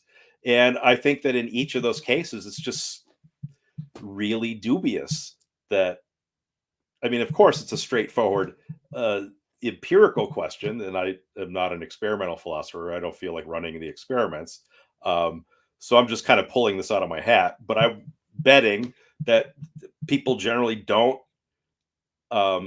like people's experiences don't seem non-physical to them, nor do they seem physical to them. I think most of the time it just it seems like I'm seeing that this is red, but like it's not seeming physical to me. It's not seeming non-physical to me. It's just the experience is silent about that.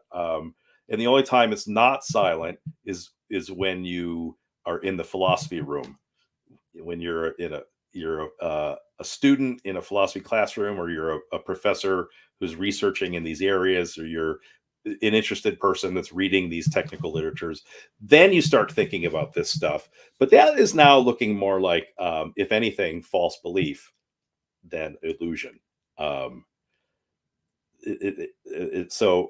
that was the meta-illusionism stuff that I went into, because I just thought it was kind of interesting to get into like what an illusion was, and whether one could plausibly claim that what's wrong with illusionists, and I had this hunch that there's something wrong with them, is that they themselves were subject to an illusion. And I think ultimately that doesn't fly, because all of this stuff is just way too complicated and requires way too much education for it to plausibly be an illusion. Where like something like the Monty Hall problem, in order to be subject to that illusion, you just have to know what doors are and what numbers are. And then after that, like, okay, now we could give you the word problem and see if you goof up or not. And lots of people goof up. And so that seems like an illusion. But like all this stuff about qualia and whether it's intrinsic versus extrinsic, like how many people have any opinions whatsoever about what the intrinsic extrinsic distinction is, right? Or whether it I suspect supervenes not very logically many. or not. Like, I mean, that's so qualia quietism. I feel like there's arguments in there in the paper, but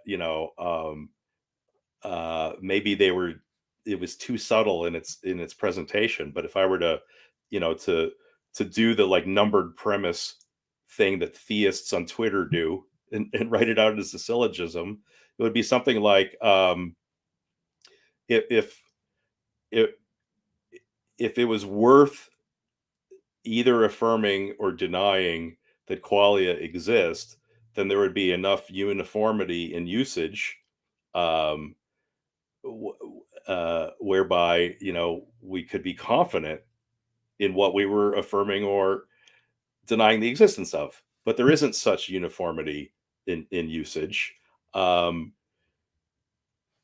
so there isn't. So there you go, modus tollens.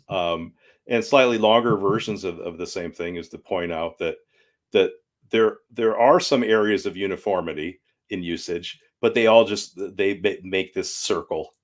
So there's lots and lots of agreement that qualia go hand in hand with what its likeness, which goes hand in hand with being qualitative, which goes hand in hand with being feely, and you might think that, like, there you go, there's some uniformity. Everyone agrees on those things, but in some sense, there's nothing that they're agreeing on. Like if I told you, um, what I like about Lance is that he's yabba dabba doo, and you asked me like, well, what's that? What is it to be yabba dabba doo? And I said, well, it's Shazbot. Um, yabba dabba doo is Shazbot, and you're like, I'm still not getting what you're saying about Lance. And I said, well, like, look, yabba dabba doo or Shazbot is being not Klempy.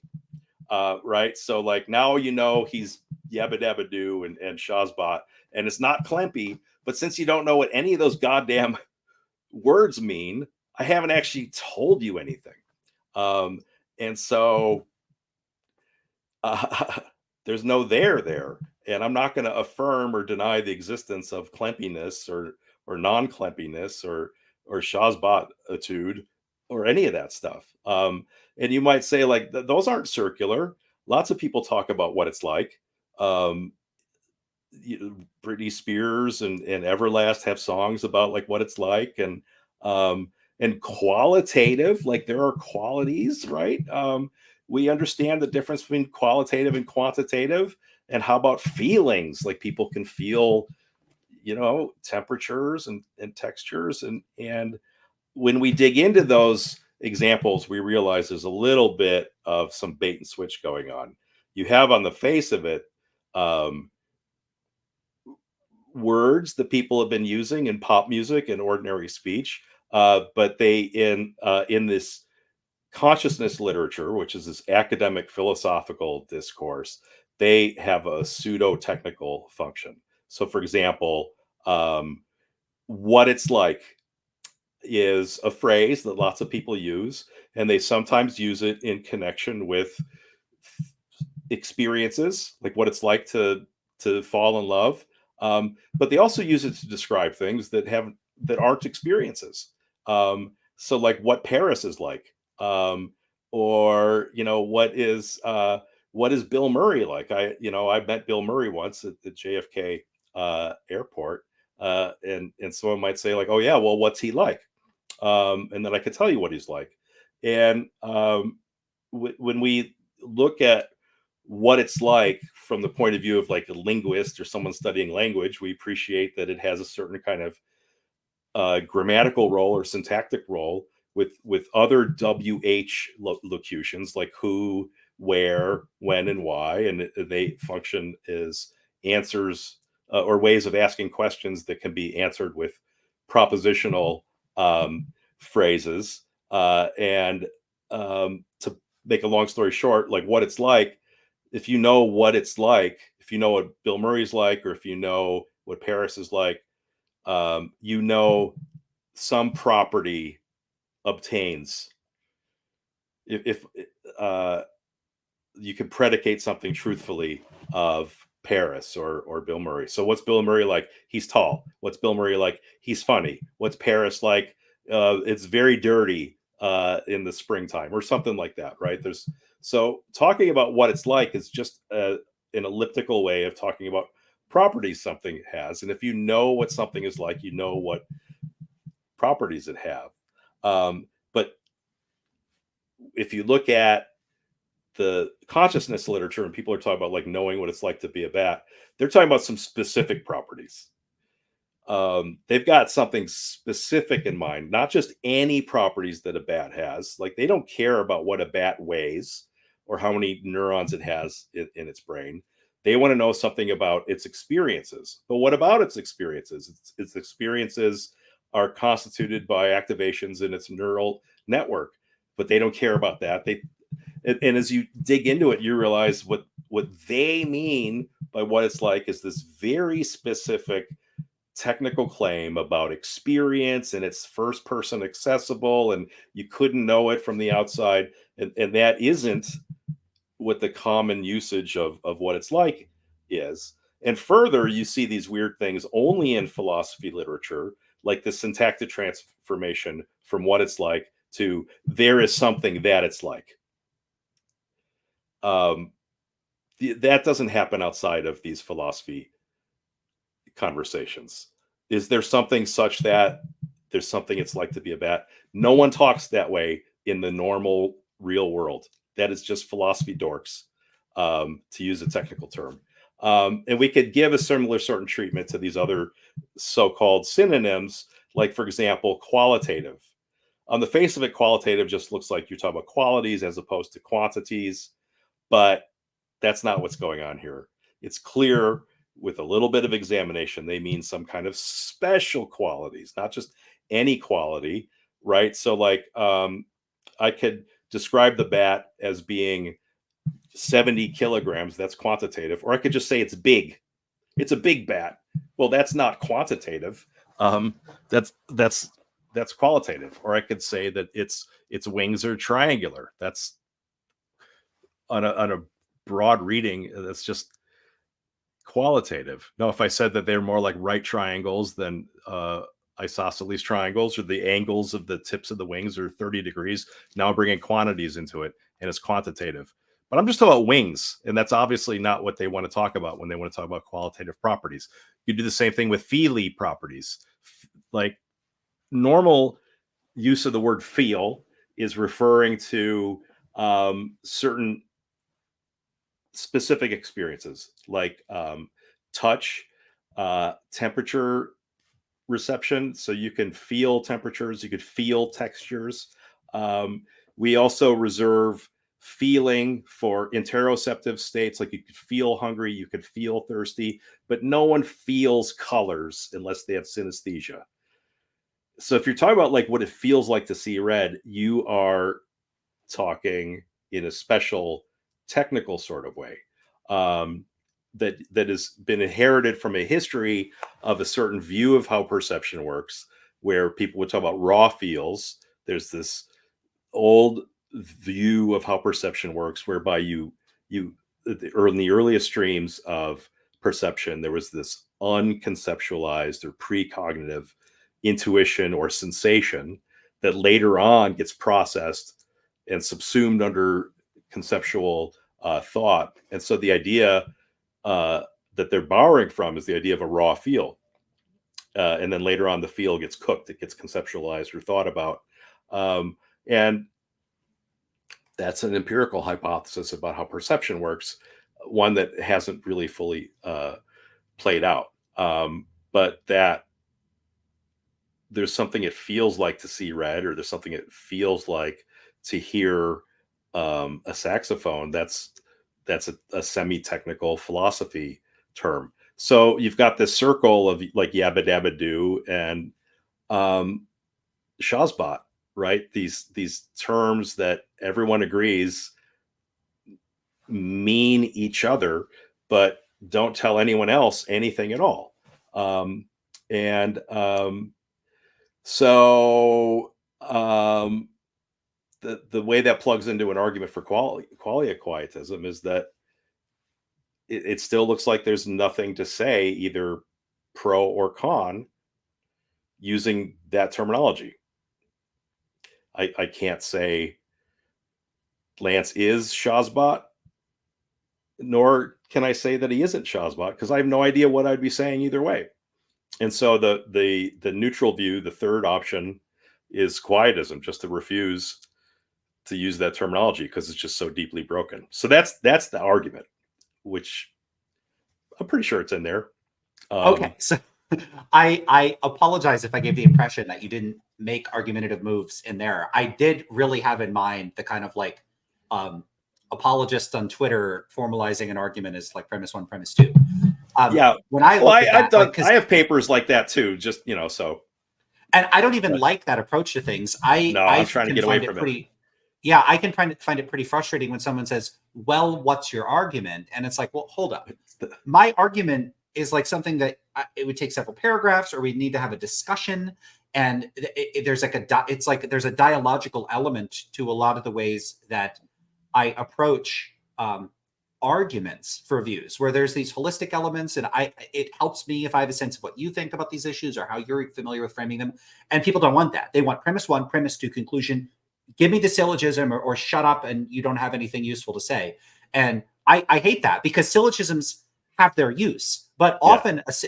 often what will happen when people demand the syllogisms is that, like, a syllogism, I see it as like this like zip file. It's like you got to compress all of your ideas down into like 3 sentences. And then what happens when you do that is nuance is lost, ambiguity is introduced, and then they will harp on the ambiguity until the end of time. You said in premise 1 this, and you mean by this thing that where they're not interpreting you as you intended to be interpreted, and then they run with it, and then it's super annoying, and then you have to spend a million years trying to disentangle their like almost like aggressive refusal to actually engage with what you're saying, and their insistence on focusing on whatever is baked into the premise. I've noticed that a lot. So I'm not at all raising an objection to the paper by saying you didn't lay out formal premises. It was just when I read it, I was like, yeah, this is the correct view. And I didn't really think so much about like, hey, all you critics, here's why you should shut up and agree. The other thing I would just say is I do get this. I have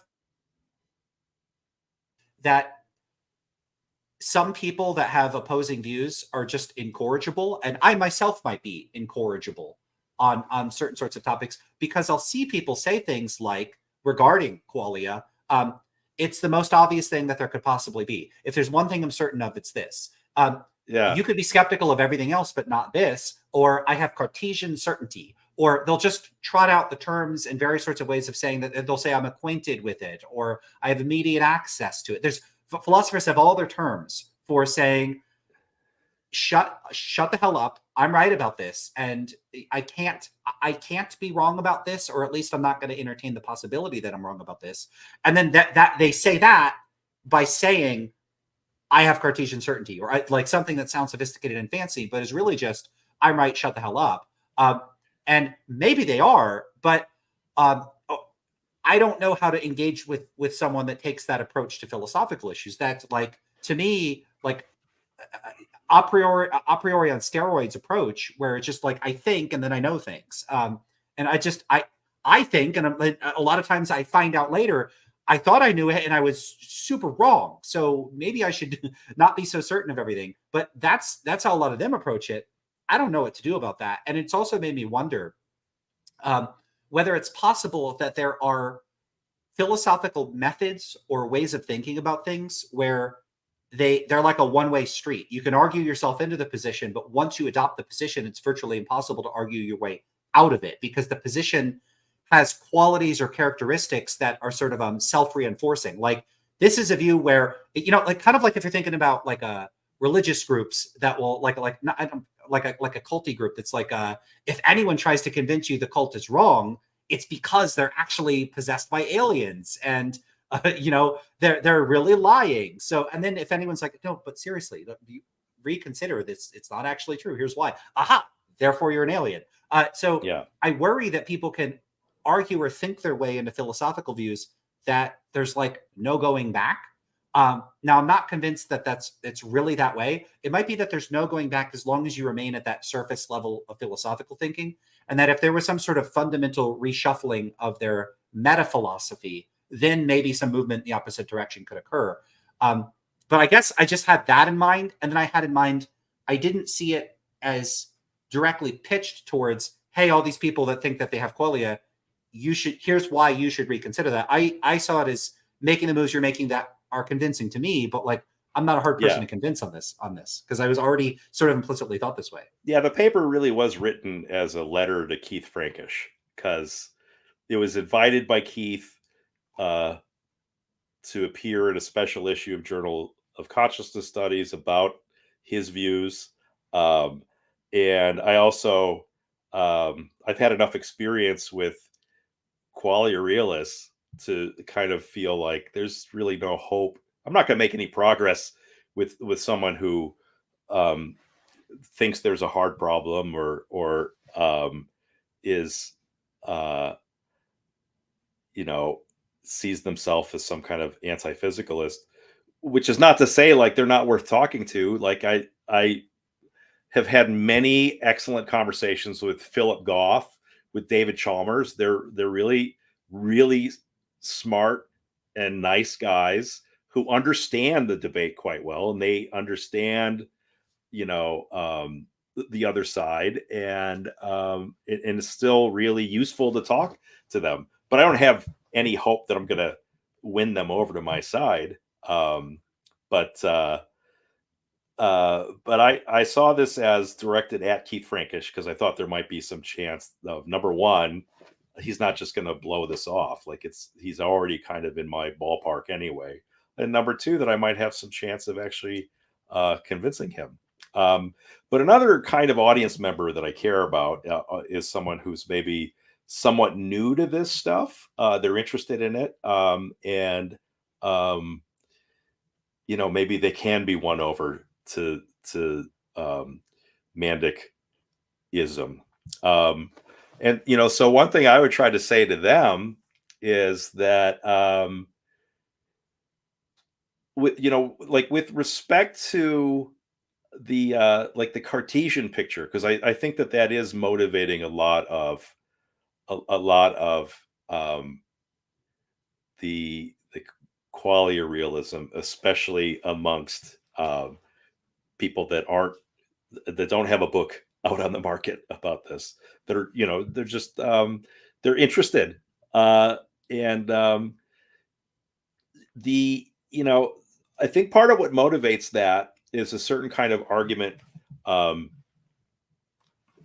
for skepticism as directed against empirical knowledge that operates against a backdrop of a certain kind of causal view of how perception works. So it's very easy to think of, for example, visual perception as putting the perceiving subject at the end of a causal chain, which has the distal stimulus at the other end. So there's the tree out there, and the light is bouncing off of the tree, and then the light goes into the eyes, and there's complicated stuff that is happening in there where the light is then transduced and it's sent from these neurons to these other neurons. There's all these different links in the chain, and it's a causal chain. And one thing that we know about causal chains is that that it's not a set of logically necessary relations. They're all contingent. As Hume would put it, there's no real connection, right? It's not just because the baseball hit the window, it doesn't follow by logical necessity that the window breaks. Nonetheless, it's often the case that windows break because the baseball ran into them.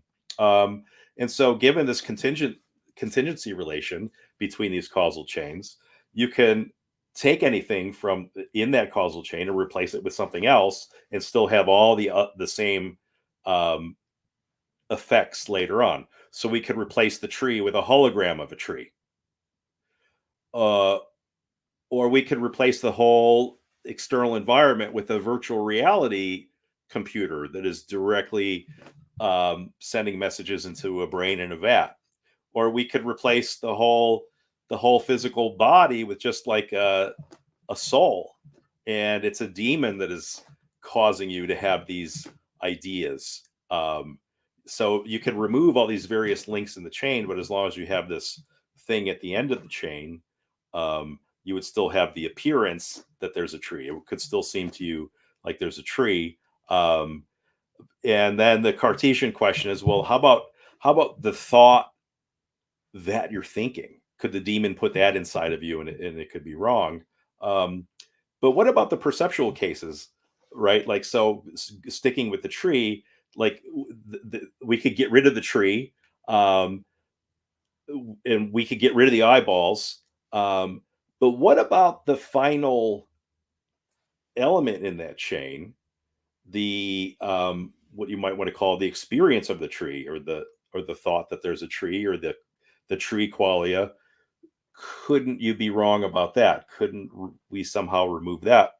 And at this point, I think a lot of people are still under the impression that the reason you could be wrong about all that stuff out there is that you could replace that without them noticing. But the mind is literally a container. And since they're in there they couldn't fail to notice what's going on in there. But that's to still import certain empirical sorts of ideas or a model of what's going on that we get from experience. We get from experience that I'm more likely to know what's going on in my house than what's going on in your house, because your house is all the way over there and I'm not currently interacting with it, but my house is right here. And there's all these things like right in front of my face. I might be wrong about what's behind me if I turn my camera off. But like what's right in front of me, like how could I be wrong about that? So somehow the closer it is to me, the more likely I am to be right about it. And what if it's literally in here with my mind? Aren't I like in contact with it? And so there's this picture that I think is guiding us when we have these kind of like Cartesian hunches or Cartesian intuitions, and we really don't notice that we don't have to have that picture. That picture isn't a priori, it's actually an empirical picture. All this stuff about causal chains, that you can remove items in the causal chain and still get the same thing, that's all a priori. And also, like, why assume that there's at the end point, like that at the end point of this chain, there's just this single thing, which is the mind or the idea. Why assume that structure? It could be this other structure whereby, like, instead of a chain, it's just this network.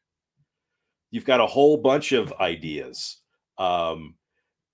That what a mind is a whole bunch of different thoughts, and any one of them could be wrong. There's no one of them that you couldn't be mistaken about. Maybe things work that way. Or the thing about, I think, therefore I am, or I can't be wrong about I think, because I'm still thinking. Well, people have been arguing for 100 years about that's thinking that way is just an artifact of a certain kind of interpretation of grammatical structure, right? Like, if you're going to have a sentence, there's going to be a subject of the sentence, and then some kind of predicative phrase, a verb or something like that. So if I'm swimming, I exist. If I'm breathing, I exist. It just follows grammatically from that structure. And it's also possible that subject term is just a dummy term. So like we have in English phrases like it's raining, or it's cold outside. And plausibly, they don't refer to anything. And now someone might say, no, when you say it's raining, you mean the sky is raining. Not necessarily. It's entirely possible. You don't know that language a priori has to work this way. It's entirely possible. It's just a dummy term, just like we have other dummy terms, like you say something like, for Lance's sake, let's wrap this up so he could go to the bathroom again, or something like that. Is there a thing which is his sake that he's related to by the relation of ownership? Like, that's just a little word. That's just a word. It's just a word. And similarly, the it in it's raining could just be a word. It could be true that it's raining without it being the case that there is some entity that it refers to. And so I think doesn't necessarily mean that you exist. I think, what does thinking mean? Thinking, there's a lot of proposals for what thinking means. And maybe what thinking means might be that you're computing something, or thinking might be that you're representing something in a linguistic format instead of a pictorial format. There's all sorts of things that thinking might mean. And in some sense, you really don't know anything if all you know is thinking. There's a thing from Wittgenstein that I love. I think you could squeeze a lot of philosophical blood from this stone. And it's this little vignette from Wittgenstein, I believe, in the Philosophical Investigations, about the man who puts his hand up to his head and says, I know how tall I am. I'm this tall. There's a real sense in which he doesn't know shit. I mean, yes, he does. Like, yes, he knows that he's this tall, right? That's kind of how this works. But there's another sense in which this is kind of empty, right? This is this. True. But what is this? Is it a marble? Is it a grain of rice? Like this is doesn't tell you anything at all. The philosopher C.S. Peirce has this great quote that I like. It says, it's easy to say something true. One just has to be sufficiently vague. That's great. Like, right. If you say, there's a Saint Bernard in the backyard, you're more likely to be wrong than if you say there's a dog in the backyard. Why? Because there's more dogs than dogs that are also Saint Bernards. If I say, well, there's a living being in the backyard, right? As I expand the scope of this predicate, I'm more likely to be right. Because there's more things that would be true of. And if I say, well, something or other is out there, well, yeah, like the only way I could be wrong is if like it was just a void or empty space or something like that. Otherwise, like, yes, something or other is happening in my backyard. Maybe grass is growing, or maybe a squirrel has dug a hole. Like I'm guaranteed to be right as I get increasingly vague. And so if someone says like, yeah, I know what it's like to be me. Oh, really? Well, I know how tall I am. I'm this tall. What it's like to be me is like this. Yeah, but what do you know? Well, I can't put it into words.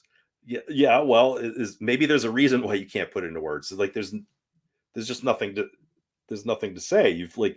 You have fooled yourself into thinking that you're actually thinking something or saying something, or there's actually something that you thereby know. And another kind of angle I would try to take with this interlocutor that I'm hoping to loosen their grasp of these Cartesian intuitions is to try to get specific about the qualia idea. Oftentimes when we think about qualia, we think in terms of these specific examples, like seeing red. So we imagine someone just having a red Gansfeld experience. Their whole visual field is saturated with red. But let's talk about some other experiences. So suppose you were looking at two paint chips, one of which was red and one of which was yellow. Okay, so now are you having two experiences? Or are there two qualia? One that corresponds to the red and one that corresponds to the yellow. It's kind of tempting to say that. A lot of this stuff comes from the idea theory of the mind that Descartes and other people were into. Hume expresses most of his philosophy in terms of ideas, and ideas were it was this pretty specific posit that the mind was made out of these like elements that were combining the way you might combine colored pieces of paper to make a collage, right? So you've got the idea of red and the idea of white is combining with the idea of stripe, and then you can build up the idea of a candy cane from as a complex of these relatively simple visual ideas of whiteness and redness. And so there's a commitment there to being like these specific elements. So looking at a red paint chip and a yellow paint chip, do you thereby have two different qualia? And further, is this Cartesian thing true, that you know that you have these two qualia? And now there are these interesting cases that get discussed in the literature as phenomenal sorieties. So like the original sorieties problem we usually discuss in terms of the heap of sand, right? You take away one grain of sand, it's still a heap. You take away another one, it's still a heap. You take away all of them, at some point it's not a heap anymore. But is that literally true, that there's some point whereby taking the sand away, it's not a heap anymore? That seems mysterious too. Like it doesn't seem like there's any point where taking away one sand makes the difference between a heap and a non-heap. Nonetheless, we know that if you start off with 1,000 grains of sand, you have a heap. And if you wind up with one grain of sand, it's not a heap. but what do we say about what's going on in between? And phenomenal varieties we could illustrate by thinking of a series of adjacent color samples. And each sample is a shade of a color that are so similar that you can't tell the difference between them. Just looking at these two, they look like they're both the same shade of red. And these two look like the same shade of red. And these two look like the same shade of red. And these two look like the same shade of, wait a minute, orange? That's interesting. And these two look like orange. And then they look like yellow. And you look and you realize you've got this gradient. All the way on this end, you have this hypersaturated bright red. And all the way on the other end, you've got this bright yellow. And each pair of color samples that are next to each other, you can't tell which one is more red than the other. They look like the same shade of red. And if we ask about alleged qualia for each of those paint chips, do you have respective qualia that are different, but you can't tell the difference? Well, that doesn't seem consistent with all this Cartesian stuff. With, like, if it's in my mind, I know it. If we're going to have a qualia that corresponds to every stimulus difference, there's going to be stimulus differences that are in some sense outside your awareness. You can't see that they're different. So does that mean that there's qualia you don't know about? Or does that mean that these aren't qualia? Since qualia are supposed to have this Cartesian property of if they're there, you know that they're there, and you couldn't doubt them. They're the things that you're most certain about. And we see similar versions of this sort of thing with the classic speckled hen problem. You see a hen that's got speckles all over it. You can see that it's a speckled hen. You can see it has more than one speckle. Now, if there really is a speckled hen in front of you, there really is some determinate number of speckles on the facing side. But can you tell me what the determinate number of speckles the hen seems to be presenting to you happens to be? What's that number? And most people appreciate, like, no, I couldn't tell you a determinate number. It's like some speckles. Now, on the qualia view, there would have to be like a number qualia, or like a qualia corresponding to a qualia corresponding to each speckle. Like, what is the qualia story there? Right. So if we get away from just seeing red, Mary has left the room and she sees red, and we look at other things like comparing a series of phenomenal varieties paint swatches, or the speckled hen problem, the qualia story starts to fall apart, and you start to appreciate that a lot of these Cartesian intuitions you had about like direct knowledge or certain knowledge just fall to pieces. And it's not even clear like what the theory is anymore. Like, so how many qualia are they supposed to, or let's suppose the speckled hen, actual fact, it has 17 spots. It has 17 speckles on its facing side, and it's good lighting and you're paying attention, your eyes are open. Do you have 17 speckle qualia? And you just can't tell me that because in some sense you don't know that it's 17 speckled qualia. In what sense then are they qualia? If qualia are supposed to be the way things seem to you, and it doesn't seem to you like there's exactly 17 speckles, right? So there's all sorts of ways of raising skeptical doubts, not about the external world, but this time around it's internal skepticism, that there's all sorts of stuff in the alleged internal world that we actually might not know, we possibly could be wrong about. And there's a lot of these examples, it turns out. And now some people are presented with that and they say, holy crap, I see the point. And other people are presented with that and then they try to walk it back and say, well, there's certain qualia in certain conditions about which you can raise explanatory gap problems for, and Mary knowledge arguments for, and there's more to say, but that would be my first volley. Yeah, there's a lot to say there. That's a lot of. Also, awesome I'd like to take a quick break if that's possible. Could Yeah, you that is possible. Are hold the? you cool with continuing so we can answer some questions? Yes, I need to make a hard stop at 2:20 to go pick up a kid from school. 2:20. Are we in the same? Yeah, What time? What time is it I'm for on you? East Coast. Okay, so I don't think we'll go another hour, but we might. We'll see. And then Okay. I'm gonna have to just go get some lunch at some point. So yeah, we should try to wrap up, before that. Okay, but I can Right. go Yeah, attend to absolutely. biological needs right now. All right, thank you. I'll Yeah, be right and I'll back. try to address a couple questions directed at me, I guess, while you're doing Awesome. that. All right. Okay. All right. So let me go back up and see if there are a few questions. I think they're mostly direct. And by the way, if you have questions for Pete, please throw them into there. I did see that someone a while ago had asked if Pete had already given his motivations for illusionism.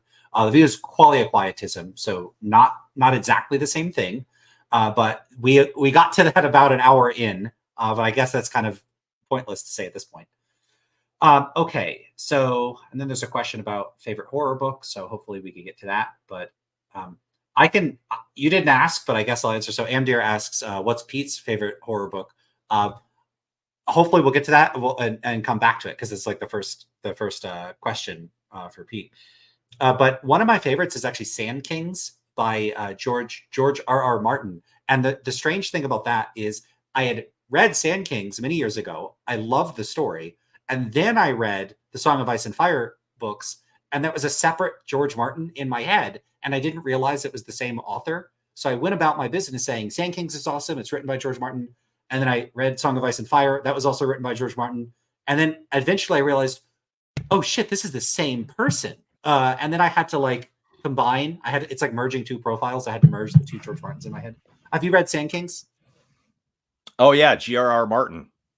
Yeah, I didn't Yeah. realize it's the same Game of Thrones guy.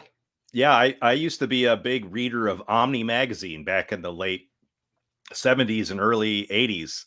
And yeah, I was a huge fan of Sand Kings, was first exposed to it there, Omni magazine of science fiction. And years and years and years later, when Game of Thrones came out, I didn't remember the author of Sand Kings. Exactly. That's what happened with me. So I Yeah. had two George Martin profiles in my head at the same time. They were just separate people. Yeah. I have a story about that, but about the word annihilate. When I was a little kid, I was really into popularizations of physics. In particular, there's this Isaac Asimov book about physics I was really enjoyed. And there are all these discussions of like when matter and antimatter come into contact with each other, they annihilate. I assume that's how the word was pronounced, that they annihilate. Meanwhile, like this whole time, like me and my buddies were playing football and keep away, and we were all trying to annihilate each other. And like, oh man, you really annihilated him. And it never occurred to me these were actually the same word. That annihilate and annihilate were the same thing until last year. Then I'm kidding. I finally figured out like, oh, it's the same word. But yeah, that happens all the time. All right. So yeah, so that does happen with me. This your first question was back when we were talking about like the sci-fi and stuff, but someone Amdir asks, what's Pete's favorite horror book? That's a really hard question. I'm mostly into short stories. So one author I really like nowadays is Laird Barron, and even though he's got a bunch of novels, a book of his I would recommend, it's a collection of stuff, is the Imago sequence. That's a really good one. Another, yeah. So sorry, I'm kind of not answering the question directly. I'm not going to give you like a novel, horror novel, except like I might say I really like. There's this kind of psychological horror thriller novel by the very philosophical author R. Scott Baker called Neuropath.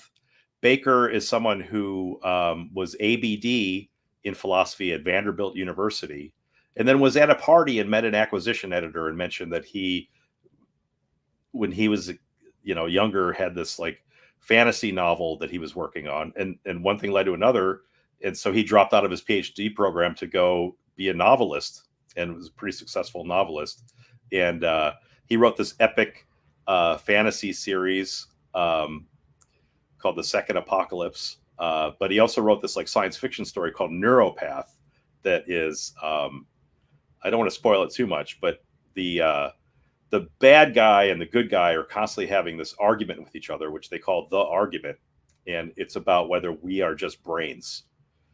And so the bad guy is basically an eliminative materialist in a really hardcore sense. So he doesn't think that there's any free will. There isn't really any meaning. There's just brains. And in order to prove his point, he does a bunch of really horrible, to the point of like horror movie level horrible things. And by the end of the book, it's super bleak, but technically it's sci-fi. Another novel that one might argue is horror is The Road by Cormac McCarthy. That's pretty harrowing, but it's often viewed more as literary fiction than genre fiction. But I would count that as horror. And I love bleak stuff. I really enjoy things that are depressing. I don't know. It's not like I like being depressed. There's just something about like, it's so bleak. But it's not like I'm a supervillain who's like, ha ha ha, it's the end of the world. I just like weirdly like, it's hard to describe what I like about it.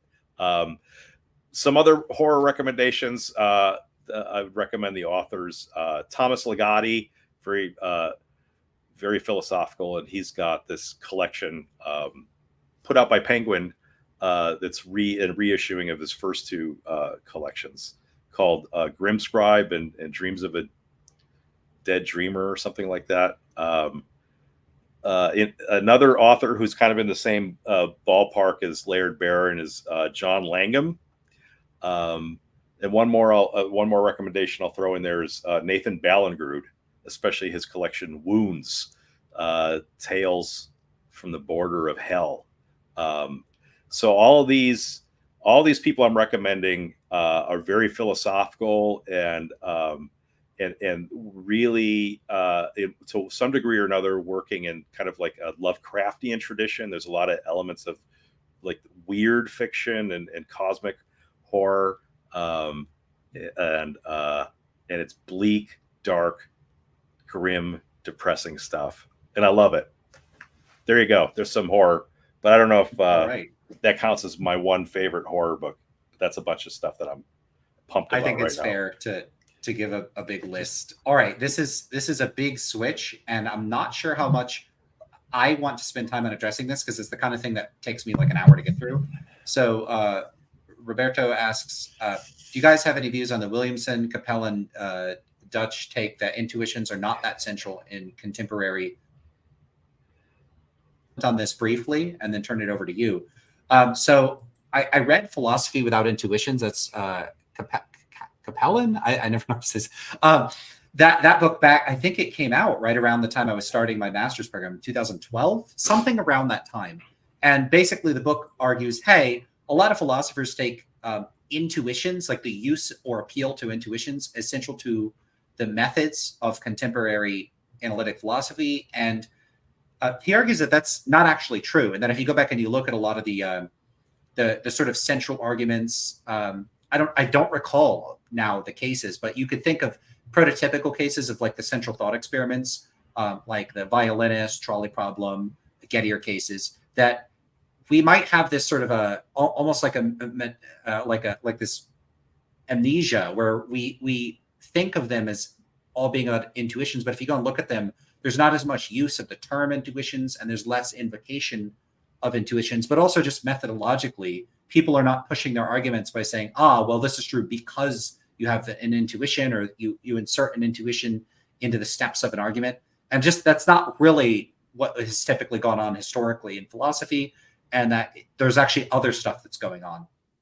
And I think he says that that this intuitions is like this quirk, like the term, the word has become this sort of a quirk or eccentricity of the way contemporary discussions of philosophy are framed. Williamson, I think, has a much different take that like intuitions aren't this special thing, that they're just judgments of the regular kind, and it's just continuous with our ordinary judgments. And so just, I'm pretty sympathetic to part of what Williamson is saying there. I would want to frame a lot of this in more cognitive scientific and you could say psychological terms, where part of my concern is that philosophers will say, I have an intuition. And a big concern for me is that term is used in a way where when you try to cash out what an intuition is, if you go and look at like the SEP, the Stanford Encyclopedia of Philosophy entry on intuition, you'll see that there's all these attempts to give an account. And I don't think that any account succeeds, simply because I think philosophers have started using a term in a way where they're using it inconsistently with one another, and probably the same person has used it inconsistently across usages. And in addition to those between person and within person inconsistencies, I also think that there's a bit of murkiness about what exactly they're invoking. And for me, there's this recurring dichotomy in what philosophers are doing, where sometimes they seem to be making empirical claims about human psychology or anthropological or sociological claims or whatever it is, some claim that is just like straightforwardly empirical, like when people make moral claims, do they intend to mean this? But that's separate from what does the claim itself mean. I don't know. Sometimes it doesn't look like they're making psychological claims. It looks like they're making some claim about the nature of language, and that's relying on presuppositions about language and meaning and metaphysics that I don't share, but it's often just not clear which of the claims they're making. And I think that this is another case where the use of the term intuition, it's not, are they making psychological claims? Are they saying I'm employing a distinctive psychological mechanism that is distinct from other types of judgment or mechanisms or not? Oftentimes I think the answer is they don't know. And the reason I don't know is because they don't know. And they're just not being clear enough about what they're invoking. And in many cases, I think if you asked, they might not think they have any need to do that. They might just say, look, you have an intuitive faculty. It's an ability to have certain types of intellect, like you just like we have sight and sound, like we have perceptual faculties, we have intellectual faculties, and I don't need to know the underlying cognitive processes involved to know that I have them and they work and they do what I need them to do. And so I think some of them would resist a psychology, like a psychologization. It's getting twisted up over my language here. They wouldn't want to psychologize what they're doing. But I don't know. I haven't talked to them enough to know what they take themselves to be doing. But I think it'd be a lot of work to really canvass the field and ask people now, hey, do you use intuitions? Are they a distinct kind of thing? Are they continuous with non-philosophical judgments? Are they like sui generis or a special kind? And what I suspect, like this is just my speculation here, is that if you did that, you would find a lot of variation, that there just wouldn't be a big consensus on what we're doing with them and how we're using them and what they refer to. So that's my general take. We need to figure out, like this becomes a sort of a meta-philosophical question about, you could say the sociology of philosophy or the psychology of philosophy, or just a meta-philosophical question, like what philosophers take themselves to be doing. I don't think it's going to be that easy to figure it out just by looking at the historical record. I think discussion with contemporary philosophers is going to be important. So that's what I have to say about that. What about you? So I have a certain kind of meta-philosophical view and also philosophy of science view, whereby, and I should mention, I haven't read their book. I've read about it. So I get I know what their conclusion is supposed to be, but I don't know their argument well enough to really know if ultimately I agree with their conclusion or disagree with the conclusion. But enough about them. Let's talk about me.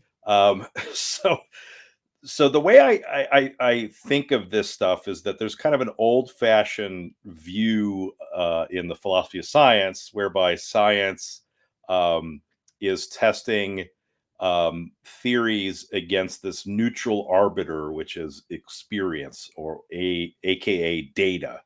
And what's old-fashioned about that is that there is no neutral arbiter. What counts as data is itself going to be theory relative. And oftentimes when competing theories or competing hypotheses clash, part of what they're clashing over is what to count as the data.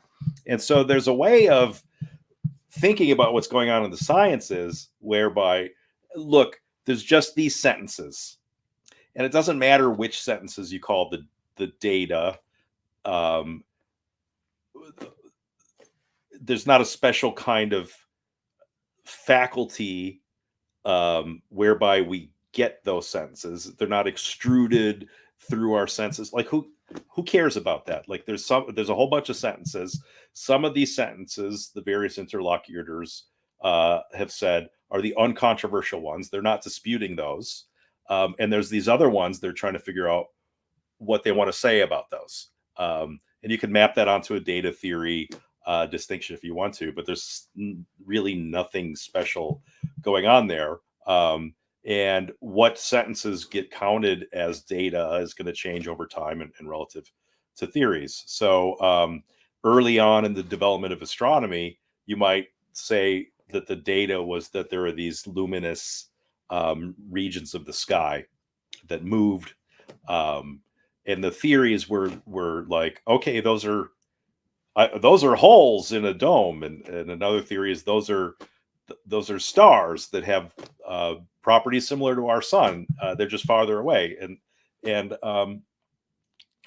but now the data in astronomy is that that's a planet. That's a planet, and that planet, its orbit has is going.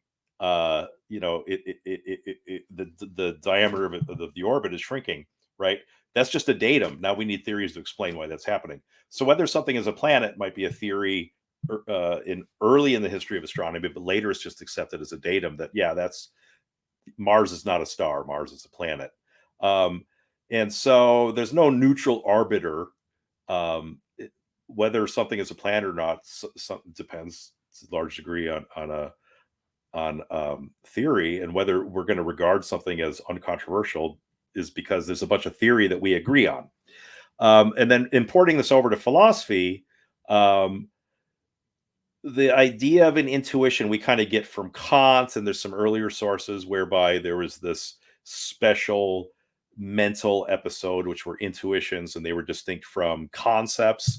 Concepts are like cognitive, and you subsume intuitions with your concepts, and time and space are famously the form of inner and outer intuition, and blah blah blah. And so a lot of this is like leftover residue from a Kantian way of carving up the mind. And one might think that by the time we get to conceptual analysis, analytic philosophy, that what philosophers are doing are using intuitions the way scientists were in the old philosophy of science, using experience as the neutral arbiters, where scientists had hypotheses about the external world. Philosophers have hypotheses about the structure of our concepts, and they test that against this so-called neutral arbiter, the intuitions, right? So you can reconstruct the Gettier paper in terms of that. You've got these competing hypotheses about what the structure of the concept of knowledge is. Then you test that against various intuitions, like intuitively, what will you say about this? And this mirrors somewhat a certain methodology in scientific linguistics, where you elicit grammaticality judgments from people, right? So you have one English sentence, and then another English sentence, and then you present that to a speaker of that language and ask them, like, is this grammatical, or does this seem right to you? And you get these kind of consistent results, and you build up theories about like what the grammar is for the language. And it kind of looks like maybe that's what analytic philosophers are doing. And so now here's something that I'm not sure what Deutsch and Capella et al. Want to say about this case, but like, take for example the Mary argument, right? So Mary has never seen red before, but she's read everything that you could possibly read about red, but printed in black and white. She's seen all the movies you could possibly see, and it's in the future, so there's all this great scientific information. But when she sees red for the first time, what would you say? what would you say Mary would say? Would you say that Mary would say, aha, now I know what it's like to see red. I've never known before. Now, this is not the result of a real experiment. We don't have a real Mary. In some sense, it's tempting to say that we're probing people's intuitions. What do you find intuitive to say about this? And back to what I was describing as my meta philosophy of just like, look, there's a whole bunch of sentences, and there's some sentences that we want to hold on to and make other sentences fit with that. I guess you could describe what's going on there without mentioning intuitions at all. A lot of people want to hold on to the sentence that Mary would learn something new. And so whatever else they say, whether it be something kind of physicalistic or something not physicalistic, that's the sentence that they want to hold on to and try to make stuff fit around that. Now, in denying intuitions, are Deutsch et al. Denying that's a pretty common methodology in philosophy? Because it seems to me that happens a lot. Or are they just saying that there's really no meat to labeling one part of that story, the intuition story? If that's what they're saying, I guess I agree with them. Sometimes some philosophers sound like they think intuition is a special thing, whereby it's more likely to be true. It comes from this pure source, or it has a special epistemic status that we have to respect, where other stuff is but other times it seems like we could just say, like, look, these philosophers like these sentences, that they don't want to give them up. Is that intuition based methodology? I kind of don't care. I try to avoid intuition talk, but mostly because it seems kind of shitty to me in the following way. Like, if someone says certainly, like they begin a sentence in a philosophy paper with certainly or obviously, that just seems like kind of a dick move. Like, if you've got a good reason for believing that, tell us what the good reason is. If you just assume that, be honest with us and tell us that's what you assume. But telling me certainly, like, if it was certain or if it was obvious, you wouldn't actually need to tell me that. And so it just seems like funny business. And so I'm sure I don't follow my own rules, and you could probably find papers where I have said certainly or obviously or intuitively, but I do try to avoid it for that reason. There's a couple concerns I have with people that invoke intuitions. One is the go around, if you are critical of the way they're invoking intuitions, like they'll say, this is intuitive, that's intuitive. They'll say, well, everyone has to use intuitions. And that's like such a, so what? It's if you found a person like eating human flesh and you're like, hey, stop being a cannibal, stop eating people. They're like, everyone's got to eat something. I wouldn't find that persuasive. So someone telling me, hey, you got to use intuitions too. Okay, well, maybe I'm using good intuitions. And, that you get this goofy thing where people don't understand the difference between I'm objecting to the way you're doing something rather than I'm objecting to the general category of the thing that you're doing. Those are separate things. And if I'm objecting to the way you're using intuitions, that doesn't mean I'm saying I hate all intuitions. I have had people say, hey, Lance, how come you're against the use of intuitions? Or why do you hate the use of intuitions? And that's often implicitly accompanied by, or sometimes explicitly, like, you've got to use them too. What, you mean I got to make assumptions about things? Sure. You mean certain things, if you ask me, I would say something like, yeah, that seems true to me. Like, it seems like there's trees out there right now. That's an intuition. So if you have this really liberal use of intuitions, cool, I'm on board. I'm okay with saying I have intuitions when we're clear about that. But if someone comes along and they say, I have an intuition that such and such, and to me, it's this radically wild position, and I say, okay, you got anything else other than your intuitions? And they don't, well, maybe I'm not going to take that position very seriously. But the second thing that I see people do with this is they will move. Philosophers move a lot between their intuitions and what they claim is the thing. And their insistence on, they'll move between them so seamlessly that they won't even explicitly draw attention to or seem to acknowledge this. Something that's intuitive to them, they'll just say, here's how we think. And I have repeatedly run into this problem where I say, what do you mean? Who is we? I don't think that. And philosophers seem to me, many of them, to have become so convinced that the intuitions that they have couldn't or aren't, couldn't be, or at least aren't, the idiosyncratic features of the way that they happen to think. They think they're like tapping into something. And there is something in particular to tap into, and they've got it. And so if I'm claiming I don't have the intuition, they will sometimes be so convinced of this, I am literally accused of lying or pretending or being delusional or having brain damage. And this happens a lot. I have a whole blog post where I talk about accusations that because I say this discourse is meaningless, that I am conceptually impoverished, because they're so convinced that the concepts are meaningful that if I report not having it, I've got to be lying, or I've got to have, there's something missing in my brain, because they've got it. They know they got it. Yeah, I've got a few theories about that. One of them is epistemology dependent. Another one is age dependent. I'll start with the epistemology one. And I shouldn't say it's a theory. It's more like a hypothesis, or even I'm just pulling this out of my butt. But I wonder how much of these attitudes track explicit epistemological commitments or lack thereof to foundationalism.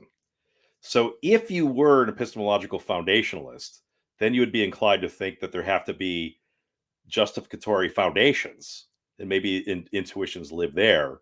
And so but if you're a coherentist or just a full-blown skeptic, then you're not really gonna think that anything plays that kind of privileged role of being the special kind of justifier, because there either are no justifiers, or everything or anything could be a justifier.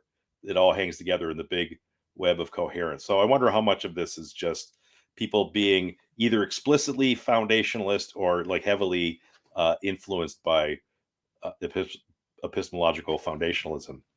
The age thing, because I think about people who get really nasty about this stuff and accuse their interlocutors of being idiots or moral monsters. I was watching a video recently as Richard Brown reacting to J.P. Andrews interviewing Galen Strawson. Have you seen this one, Lance? I haven't. I should watch that, because check I've it out. I think blog posts critiquing J.P. Andrew. Yeah, you might enjoy this. Richard is, I think he posted it just a few days ago. It's relatively new up on his channel. I will check it out for sure. He does a great job with it. Way to go, Richard. But anyways, so there's this one part where Galen Strawson is saying of illusionists that they basically don't believe that anyone is actually in pain, and he invites a hypothetical illusionist to go up to somebody who's being crucified and tell them, "Don't worry, you're not actually suffering." And Richard's reaction to that, sorry for the spoiler, but I think Richard's reaction to that is the right one. It's really pretty crappy. Like, to accuse your interlocutors of being moral monsters is you really should pull the big guns out only in case of extreme emergency. That's not how Richard put it. That's how I put the point. Like, but as Richard says, like, look, we're just talking about consciousness and physics and like, why you're talking about crucifixion? But it seems especially bad, like, coming from a professional like Galen Strawson, who presumably knows the literature quite well, and he knows that his opponents have explicitly said, no, they don't deny that people have pain. No, they don't. They explicitly say they don't deny that people have moral standing. And so it seems just like really bad faith to keep presenting the contrary view. It's just like really, really nasty psyops. But I also recognize that when I was younger, I would pull shit like that. And I think I'm sure part of it was I was just being a dick, but another part of it was like, I honestly didn't realize how little I knew. I remember being an undergraduate, and I was taking this metaphysics class in which we were reading Hilary Putnam, like 1983, Reason, Truth, and History. And Hilary Putnam is giving this kind of indeterminacy argument, his famous model theoretic argument, that similar to Quine's Gavagai argument. In one way of stating the Putnam thing is like, for all you know, what you mean by the cat is on the mat is that there's a cherry on a tree, because of these certain model theoretic results in formal semantics. Any language that is sufficiently powerful to express arithmetic is such that you can remap it onto itself in multiple ways. And so if what meaning is just this mapping relation, you don't know what you mean. Like what you think you mean when you say the cat is on the mat could be something radically different. It could be like there's a cherry on a tree. And I, little Pete Mandik, I was reading Paul and Pat Churchland, and I believed like they had solved the mind-body problem. The mind just was the brain. And so if there were mental meanings, they should just be determined by the brain. And it didn't occur to me that there was still like some pretty decent arguments against that. It didn't, like, I just didn't know that this wasn't a slam dunk, that Paul and Pat hadn't just, proven this once and for all. Meanwhile, I did see graduate students and also professors saying stuff like, that's unintuitive, or you can't really mean that, and modeling them a little bit. But I remember like saying things like, that's crazy, and really being convinced that it was crazy, that my view was just obvious. And bless my metaphysics professor, now deceased, Hugh Chandler, was fairly patient with me, but mostly said like, look, you can't just assume this. You can't just present these things as established fact. There's all these different live debates that you're unaware of and overlooking. And so anyway, I think that sometimes, and I'm trying to be charitable, I think sometimes people do this bad behavior because they literally don't know better. And what they don't know is that there are all these different complications.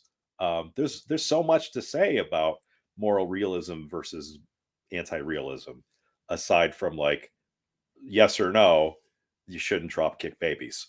There's a lot going on there. And if they think it's really simple, it's because they literally don't know the complexities. But if someone has been in the business for 30 or 40 years and they carry on that way, then that's just bad faith. I still see it. Yeah. So there's a podcast, and I'm going to review it at some point, where they do something very similar. And I don't remember if they were characterizing anti-realism in general or moral relativists. I think it was relativists, but I'm not 100% sure. I'd have to go back and check. But they say something kind of like this. They say, hey, if you're a moral relativist, then you would be committed to walking up to people while they're in a concentration camp and saying, like, the people, if they're about to be all murdered and killed, they're going to die. And you have to go up to them, if you're a relativist, and you're committed to telling them that what's going to happen to them is good because it comports with the standards of the culture that's going to do it. And it's just such a, like, and this person is saying, I say that to my students, and then they capitulate and they realize they're not really relativists or anti-realist or whatever.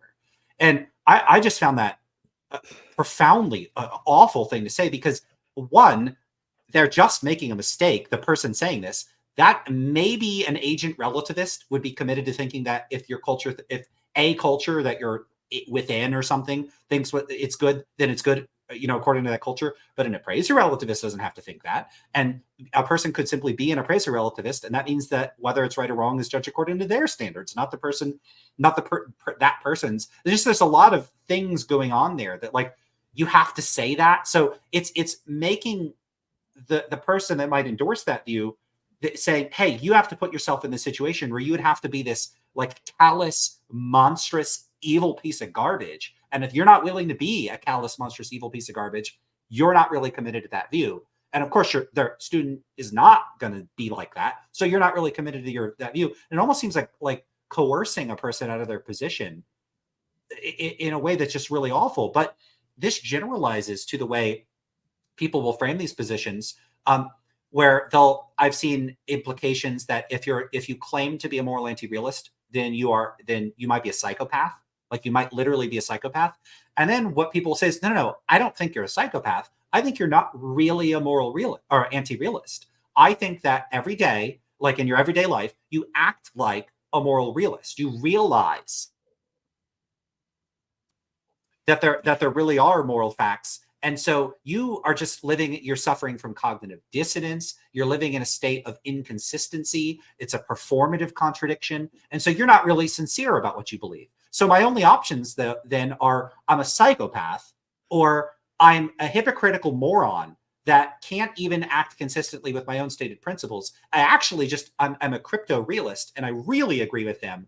But I'm caught in the grip of a theory that I'm just wildly confused. And this is part of why I think some of them say, on some level, I really do share their intuitions and sentiments and feelings and dispositions, but I've somehow been argued in to being an anti-realist.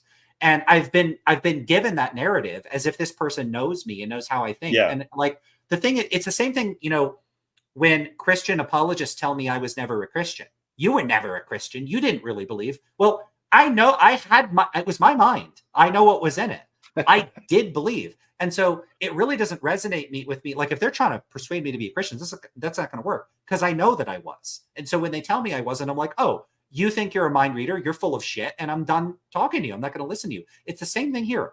I know that I don't find their views intuitive. It's my brain. I know what's in it. At least I think I probably have a better sense of what's in it than a random person that doesn't know me. And yet there's this extraordinary conceit that people that take that approach, they know better than you what you think, and they know better than the students they teach what those students think. And so all those students are confused or delusional. It's not, like maybe they're right, or that could all be true, but I don't think they're justified in thinking that that's true. And just from the outset, I think that's a pretty terrible.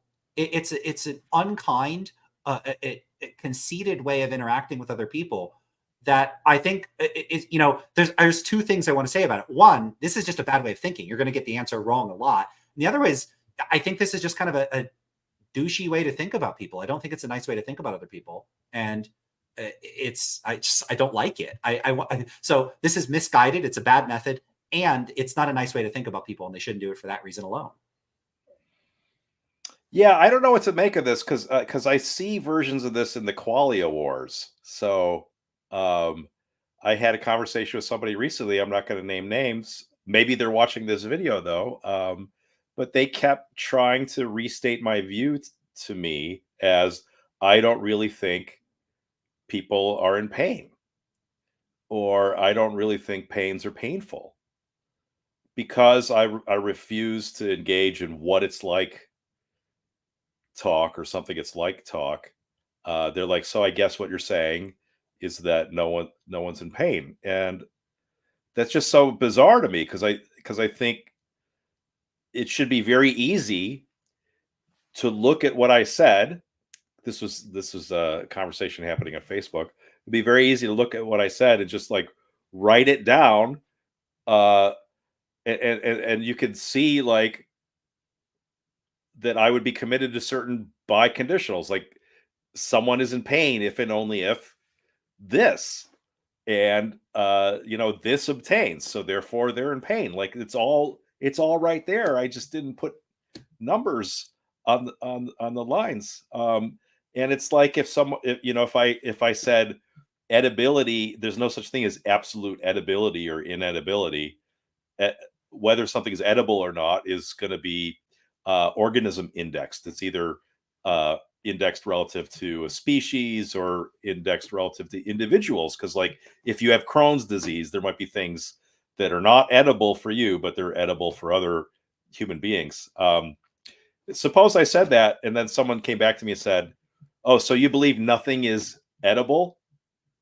Everything is inedible? If you really believe that, you would starve to death. But obviously, Mandik, you're not starving. So you must be an absolutist about edibility. That's what it sounds like to me. I don't know how they don't notice that that's exactly what they're doing. And I don't know, maybe they actually agree with that crazy view about edibility too. um, so I don't know what's going on there.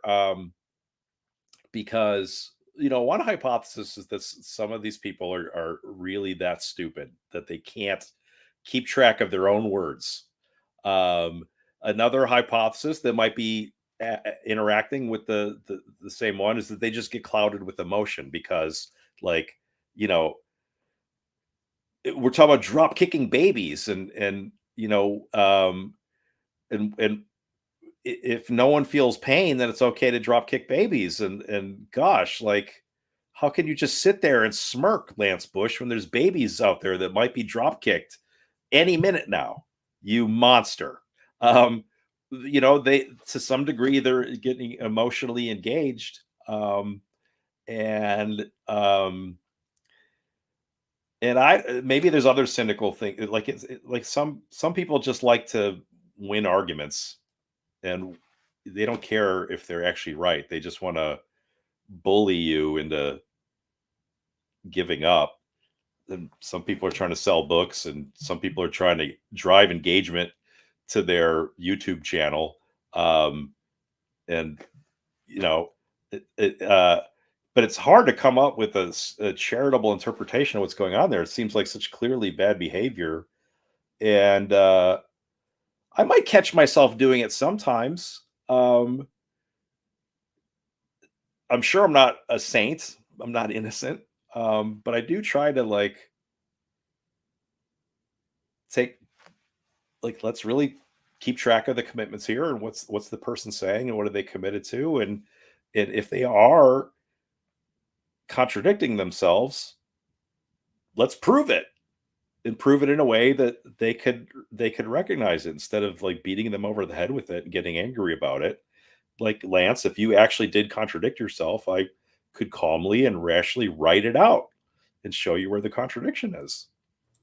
And certainly, if I'm saying something that's actually incoherent, then you should be able to literally spell it out.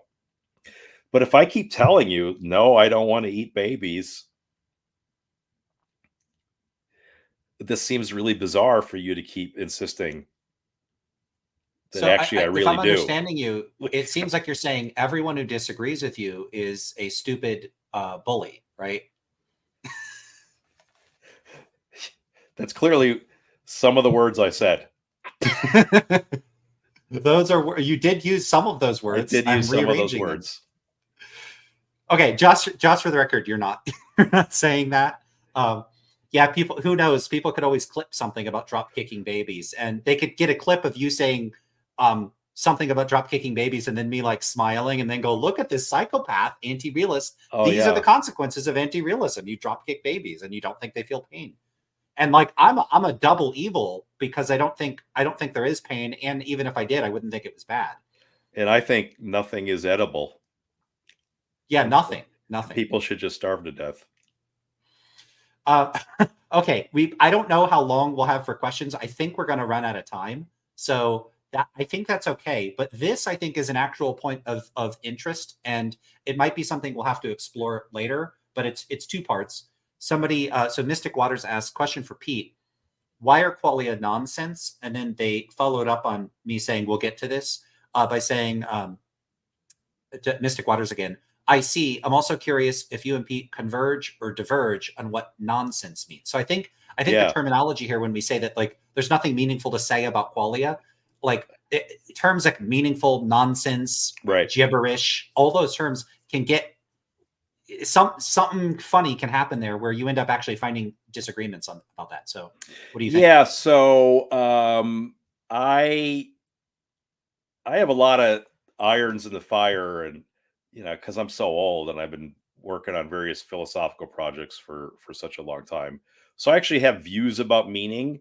that I don't want to shoot myself in the foot about how I put this stuff, and I'm very suspicious of the idea that there are meanings, that when someone says a word and uses it in a sentence, and they get along with their fellow English speakers, whatever the language is, I'm really suspicious of the idea that they have in mind a meaning, that there's a thing that they mean.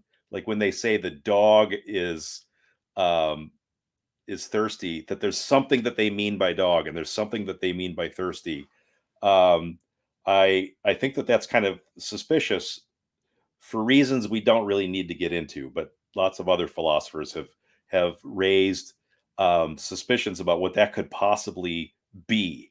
Um, and so, in order to prevent myself from betraying other commitments I have about what meanings are, um, I try to put things in a pretty neutral way, whereby it seems kind of neutral to say that whatever meanings are, or whether meanings are anything at all, um, what matters here is use. There's certain uses that people have um, for words, and they're consistent across people, and they're even sometimes they're consistent.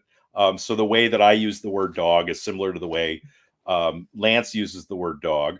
And so we would both say, if you put the question to us, dogs usually have 4 legs, and dogs, most of them have tails, and dogs are related to wolves, and dogs are domesticated canines. And I assume Lance would use dogs similarly. And there might be some divergences, like Lance believes some things about dogs that I don't, because maybe he knows more about dogs than I do, or he has some crazy views about dogs. So there might be some overlap between how we use the word dog, but some divergence.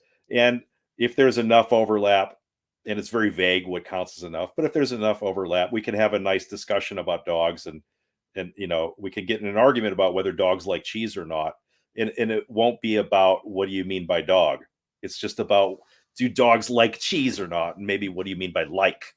But there's also philosophers that say that's all meaning is. Meaning is use. And I'm trying to be neutral about that. Like, whatever meaning is, there's definitely use. And if enough people are using a word in a way similar to each other and similar to the way I want to use it, that I could feel pretty comfortable using that word to say things like dogs exist or dogs don't exist. But if there's a word that's going around and some people use it one way and other people use it in a very different way, and I try to pin them down about how they want to use it. I might even say the word meaning, like, what do you mean? What are some other words that you take to mean the same thing? And we could say, like, what are some words that you would use in a similar way? Maybe that will help me, figure out how you use it compared to the way I want to use it. So what I mean by nonsense is, or the way I use the word nonsense is that there's just not enough coordination or similarity in the way people use the word qualia in connection with other words, so that I could be confident that I would be communicating anything if I said qualia exist, or if I said qualia don't exist. And to put that really briefly, I would say it's meaningless, or it's nonsense. It doesn't have any sense. But what I really intend by that, what I really mean by that, is that there's just not enough coordination or agreement amongst people. What I don't mean is that they all mean the same thing and it happens to be an incoherent meaning, or that they all have something in mind and it's self-contradictory. I'm not attributing that to them. What I am saying is that this group, there's just not enough coherence across them about the uses that I want to join in with them, and because of that, it's some kind, it makes it a little bit difficult to convince people of quietism on a one-by-one basis, because some people that love the word qualia, they have a perfectly reasonable conception of qualia, in the sense that it's not incoherent what they think about qualia. There's some people I talk to about qualia, and they just mean sensory experiences. Well, I think that there are sensory experiences. Other people, what they mean by qualia are sensory experiences, especially with respect to the properties that they can introspect the sensory experiences as having. So the way sensory experiences seem to them in introspection. If that's all they mean by qualia, then I don't have an argument against qualia. I don't think that's incoherent. But the problem is that across the whole group of people that like that word, it's just too much of a mess, and you could see contradictions at the group level. But part of what makes it difficult is there's lots of individuals that they think they know what qualia are, and they don't see any problem with it because what they have in mind and the way they use it is by itself perfectly fine. And you know, part of it is that they haven't talked to as many people as I have and read as much of the literature as I have. And if they had, they would see like, yeah, it's a mess out there. And I suspect this happens a lot in philosophy. I know more about moral realism now that I've known Lance for a while, but when we first got to know each other, I was, you know, really an outsider to that issue. And I noticed this reaction to myself. I couldn't believe that it was so contested. I thought I had a reasonable view of what moral realism was, and I couldn't see why Lance would object to it. And as I got into the literature more, I realized like, yeah, there really are people that are espousing a very nutty view and calling it moral realism. I just assumed that they had something more reasonable in mind, but then I realized like, no, they are nuts. And Lance has some really good points. And so it's often the case that you come into a discourse or debate and you can't believe how extreme the opponents are. And you think you know what qualia are, and it's this really tame and reasonable thing. And maybe for you it is. Like you have a tame and reasonable non-committal set of commitments that I have no objection to. My only remaining objection would be that like, no, you don't have enough other people that love that word using it in the same way for me to jump on board. So that's what I mean by nonsense. I mean chaos in the community. All right. So I don't think that that's exactly what I think about the realism stuff, but I feel like we'll have to adjudicate that discussion another time. All right. But I think I'm on board with what you're saying there. So okay. I don't know that we're really going to find I don't know that we're going to find the kind of disagreement that I think matters. So here's my proposal, because we only have a few more minutes. Yes. I just wanted to give the audience what they want, give them their due, because they've asked a bunch of questions. Could we try to move through the questions like boom, boom, boom, and just try to give like quick synopsis? I'll try to be quick. Yeah. So let's just try to get through these. So this one is from Discourse. Question for Dr. Mandik. What do you think is the best definition of what it means to be physical you are aware of? Okay, I don't think there's any positive definition of physical, and I don't think there's ever going to be a positive definition of physical. And once we've finished physics, then we still won't know. Like we won't even care. But I do think that people that talk about physical, they do agree on certain necessary conditions on being physical, even though no one agrees on a full set of necessary and sufficient conditions. And there's two that everyone seems to agree on, whether they're physicalists or not. If something is, and it's easiest to put this relative to some restricted domain instead of talking about all things, and we talk about some specific things and what it means for something like biological entities to be physical, or mental things to be physical, is they depend on the physical. More technically, they supervene on the physical. There's no, let's say, biological differences without there being physical differences. That's what it means, number one, for the biological to be physical. And secondly, nothing physical is fundamentally biological. So the second part of physical is anything that's biological is ontologically complex, and it will resolve into these relative simples that individually are not biological. And the way to apply that to the mind, a physicalist about the mind thinks that the mind supervenes on the physical, and there's nothing mental that's fundamentally mental. Everything that's mental ultimately is this complex that resolves into things that are individually not mental. So that's a negative and partial definition of physical. I don't think you're ever going to get a complete positive definition of physical. And that's why I'm not really a physicalist. Oh, you're muted, Lance.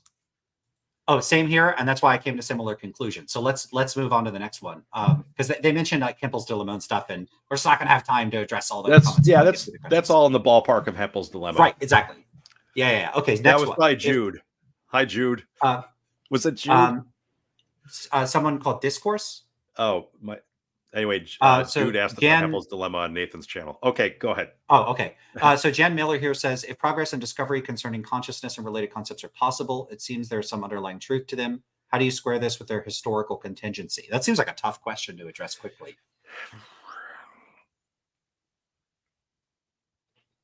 So I think part of how progress gets made is by fiat. So things change, new shit comes to light, and we make decisions about how we want to use the words. And so, for example, in the case of the word planet in astronomy, we had a grip on planet. Initially, planet just meant these things that move in the night sky, and then later on, we discovered that those things that move, they are also in orbit around the sun. And then later on, we discovered that there's a bunch of them. And some of them are real small and lumpy, and we call those asteroids, and the other ones we reserved the word planet for. And then we got to this point where there's a bunch of other things that are kind of more like planets, but now what we're going to say there's 200 planets in the solar system or what? It seemed like a mess. And so there was a decision made to change what we meant. We, as the community of astronomers, we changed what we mean by planet. So it's not like you have a concept of planet that's fully formed and then you go and learn stuff about planets. You have this word planet, and you make certain decisions by what you mean by that word, and you reserve the right always to change what you meant. And you could say things like, in retrospect, there were only ever 8 planets in the solar system. We now know there were only ever 8, because we have now decided that in order to be a planet, among other things, you have to be sufficiently massive that you collapse under your own gravitational field into a spheroidal shape. And so Pluto is not big enough. Right. So that's a decision in part, but it's not like we're just sitting here and making things up like Dungeons and Dragons. Like, okay, Lance is a chaotic neutral frost giant, and he's got a saving throw against the undead. Right. That's just complete make believe. Where the planet story is about how us language users and physical reality work it all out together. But a big part of it is we make decisions about how we want to talk. Okay, next one. For both Pete and Lance, this may have been answered, but are you quietists about other domains, for example, metaphysics, ontology, and so on?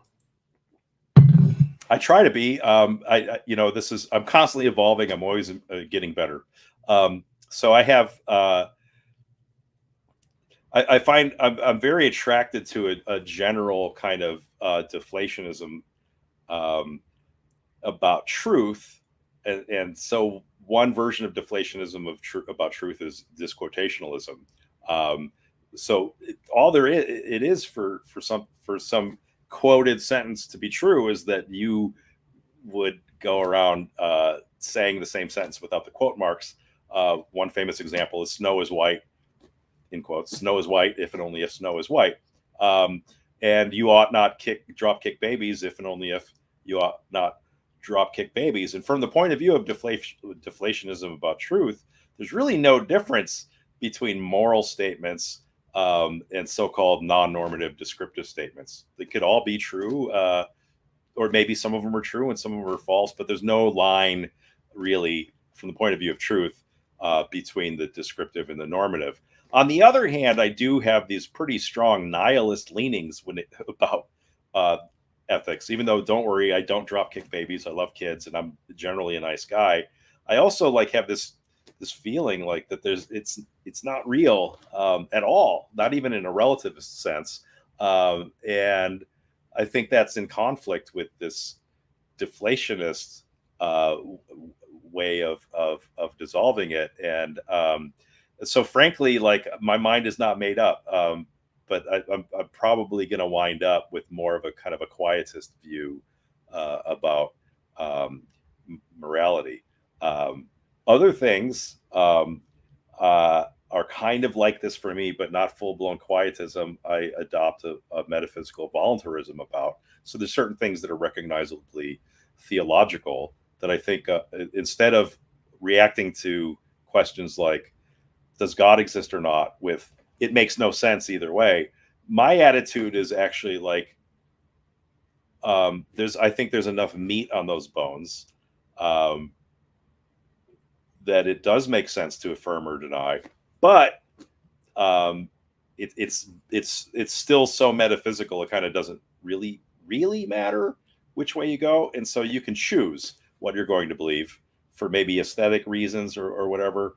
So there's certain domains where I'm a quietist about, and other domains like the theological that I'm a metaphysical voluntarist about.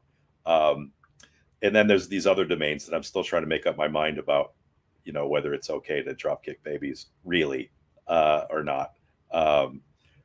You know, given my general commitment to deflationism about truth. So it's an ongoing project, but there's some examples besides Qualia of where I think. All right. So this one we're not going to have time for. It's something to table for later. But Mystic Waters had also asked, can you tell Pete about your pragmatist view on meaning? We'd love to hear his reaction. And then they said, they corrected, I mistyped. I meant your pragmatist view on meaningfulness. I think we've probably talked about that before, but maybe like it would be Discord. helpful to talk. Yeah, to talk to people about it. But that's just something for us to work out. We can't do it in 5 minutes. No way. So here is the last question. But in short, he's wrong. I certainly could be. I mean, some of these views are views I'm new to, and they are like stuff in flux where I haven't settled and really like cemented the fact that I'm super duper right. So they're the kind. Basically, what I'm saying is these are cases where I wouldn't be too embarrassed to be wrong. I would just change my mind. Yeah. Okay. So last question for you, which is, and I don't know if you've read this, but this is from Answers in Atheism. What does Pete think about Susan Blackmore's entry in the Frankish book? I love the topic.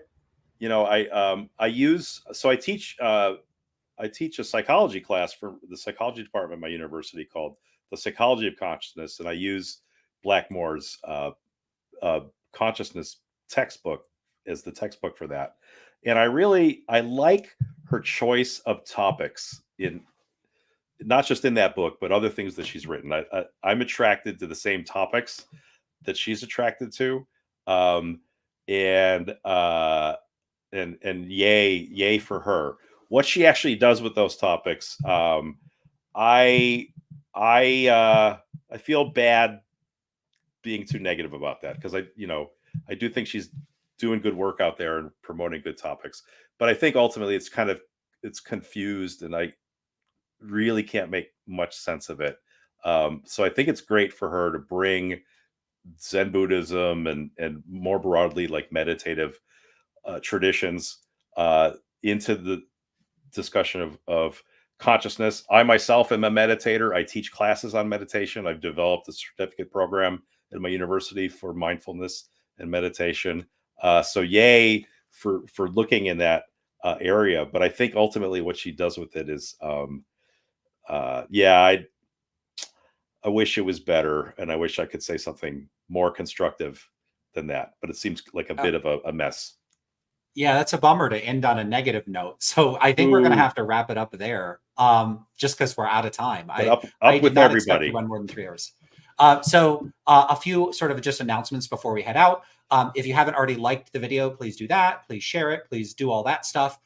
You could subscribe to my channel if you haven't already. You could go check out Pete's stuff. I have a couple links here to the Meta-Illusionism and Qualia Quietism paper. It looks like I already put it's petemandik.net. That's the right site. Yep, that's me.